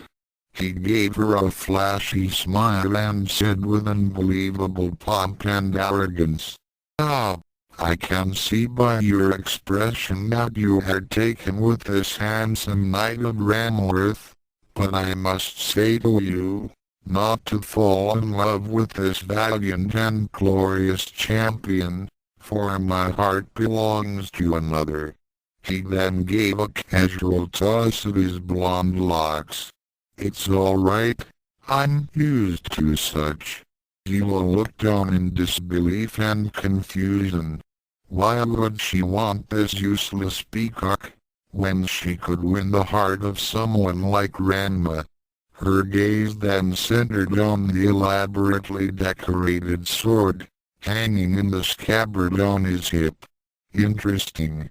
Even though he had not been invited to sit down with them, the stranger did just that and clapped his hands together, signaling for the waiter. "Bring me a light salad and a glass of your best wine." A great hero has arrived. Ranma and Neela gazed at each other with identical expressions that said, "Who is this Theophilus?" As he waited for his order, the newcomer then asked, "Excuse me, my good people, but can you give me directions to the Temple of Mylee?" "The Temple of Mylee? He can't be my chosen hero. He just can't be." Melissa sobbed as she and her friends sat at the temple's garden. Her friends were both in agreement as they too had come to resent the male member of their group. All that trouble, and they were no richer than they were when they first met him. After being blown up, attacked by goblins, almost executed by elves, and nearly break their necks and drowned, they were ready to give Ranma the boot. After putting him through the most excruciating series of torture first, he must suffer as they had. However, there were a few problems. First of all was the fact that Melissa was duty-bound to follow her chosen hero, wherever he might go. To refuse that obligation was to refuse the will of Mylee himself, and as a devout servant of the war god, the young priestess had to obey the laws of her religion. The second problem was just as daunting. Ranma was no pushover. Even the stubborn genie had to admit that he wasn't someone to take lightly. After all, he had the power to kill a dragon. No other sorcerer in the history of Opham had ever achieved such a feat. Even after they had told Master Carwes and Jenny of their adventure in the elf village, they still did not believe it had happened. It had taken the combined efforts of the Master Magician and the Warrior Priestess to kill a dragon during the warring periods of Opham. Genie was still resentful of Ranma's ability to beat her, without any weapons or magic. How is that possible? Punches and kicks were for brutes and barroom brawlers. Surely the warrior with the sword would have the advantage, especially against someone who was totally unarmed, right? However, that arrogant, wisecracking, irritating man continued to mock her skills and her status as a first-class warrior. He never took her seriously, and he would take every opportunity to show her up. She mentally made a vow to make him pay. Jeannie winced a bit as her rear still ached after tumbling through those brambles on their last adventure. Meryl was unhappy that she had not made a single bit of coin. Having a magician on their team was supposed to have been a good investment, but so far, only Ranma had profited from their excursions. At least he came out with a branch from the enchanted tree. All she had to show for it were bruises in places she never knew she had. For the last 2 weeks, she had been sniffing about the other ruins near the city, only to later discover that they had already been raided by him. Whenever she thought she was about to come across some treasure, she would instead find a certain message, or an enemy was here. That annoyed her to no end, and she began to suspect that he had already visited every shrine, temple and whatnot within 50 leagues of Ophon. If that was the case, then hard times were ahead and she would have to find some other means to make money. Damn him. Just then, the three saw the person in question approaching them. Beside him were Ilo and an individual in armor. It was the stranger, which made Melissa turn pale and shiver in absolute terror. See, Conrad. As soon as he saw her, the armored figure immediately rushed toward the priestess and knelt down in front of her, holding out a single rose. "Oh, my darling Melissa. It is I. Your beloved Conrad is here. The great and noble knight of Ranma has come to claim his one true love." The priestess was anything but ecstatic at his presence. In fact, the disgusted and uncomfortable expression on her face reminded Ranma of someone else. A smile began to form as he remembered a certain Amazon and her myopic sweeter. He also recalled an okonomiyaki chef with a cross-dressing moron, plus an uncouth tomboy and a samurai wannabe. Now where have I seen this before? Now Melissa and this dope couldn't be. Who is this guy? Meryl asked as she and Jeannie were in a state of confusion over the newcomer. Melissa had never been so agitated as she tried to regain her composure. Reluctantly, she introduced him to her friends. "This is Conrad, and as he had said, he is a knight of Ranworth, and..." She began to falter as she couldn't go on and tell them that Conrad was her. Conrad laughed while placing a hand on her shoulder, drawing her closer to him, much to her dismay. Fa. Your innate shyness is more charming than toilet cockroach flowers, my dear Melissa." "Toilet cockroach flowers? What the hell are those?" Ranma asked. Conrad snorted as if insulted. "I'll have you know, you low-born peasant magician, that toilet cockroach flowers happen to be the most beautiful flowers in all of Ranworth. And Melissa is the most beauteous of all flowers, that waits to be plucked by the most handsomest and poetic of knights. Who better to sniff her wondrous fragrance than I, Conrad of Remeliarth?" Ranma became even more sick to his stomach. He didn't think anyone could match that Shakespeare-spouting moron Kuno. But this Conrad dope came really close. This particular moron then turned his attention to Melissa.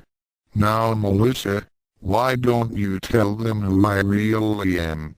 "Finc, what? This guy's your Finc?" Meryl gasped. "This weirdo," Jeannie exclaimed. "Wow. You remarked." The knight puffed out his chest while making a grand gesture.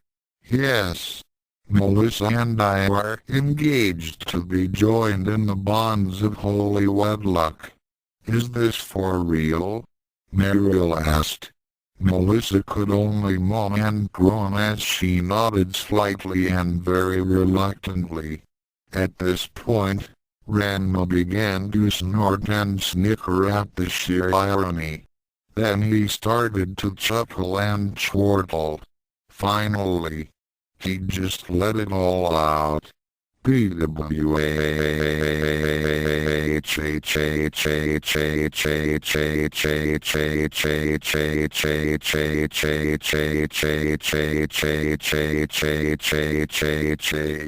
Everyone looked over to where Ranma was now leaning against a stone pillar, while pounding his fist into the marble.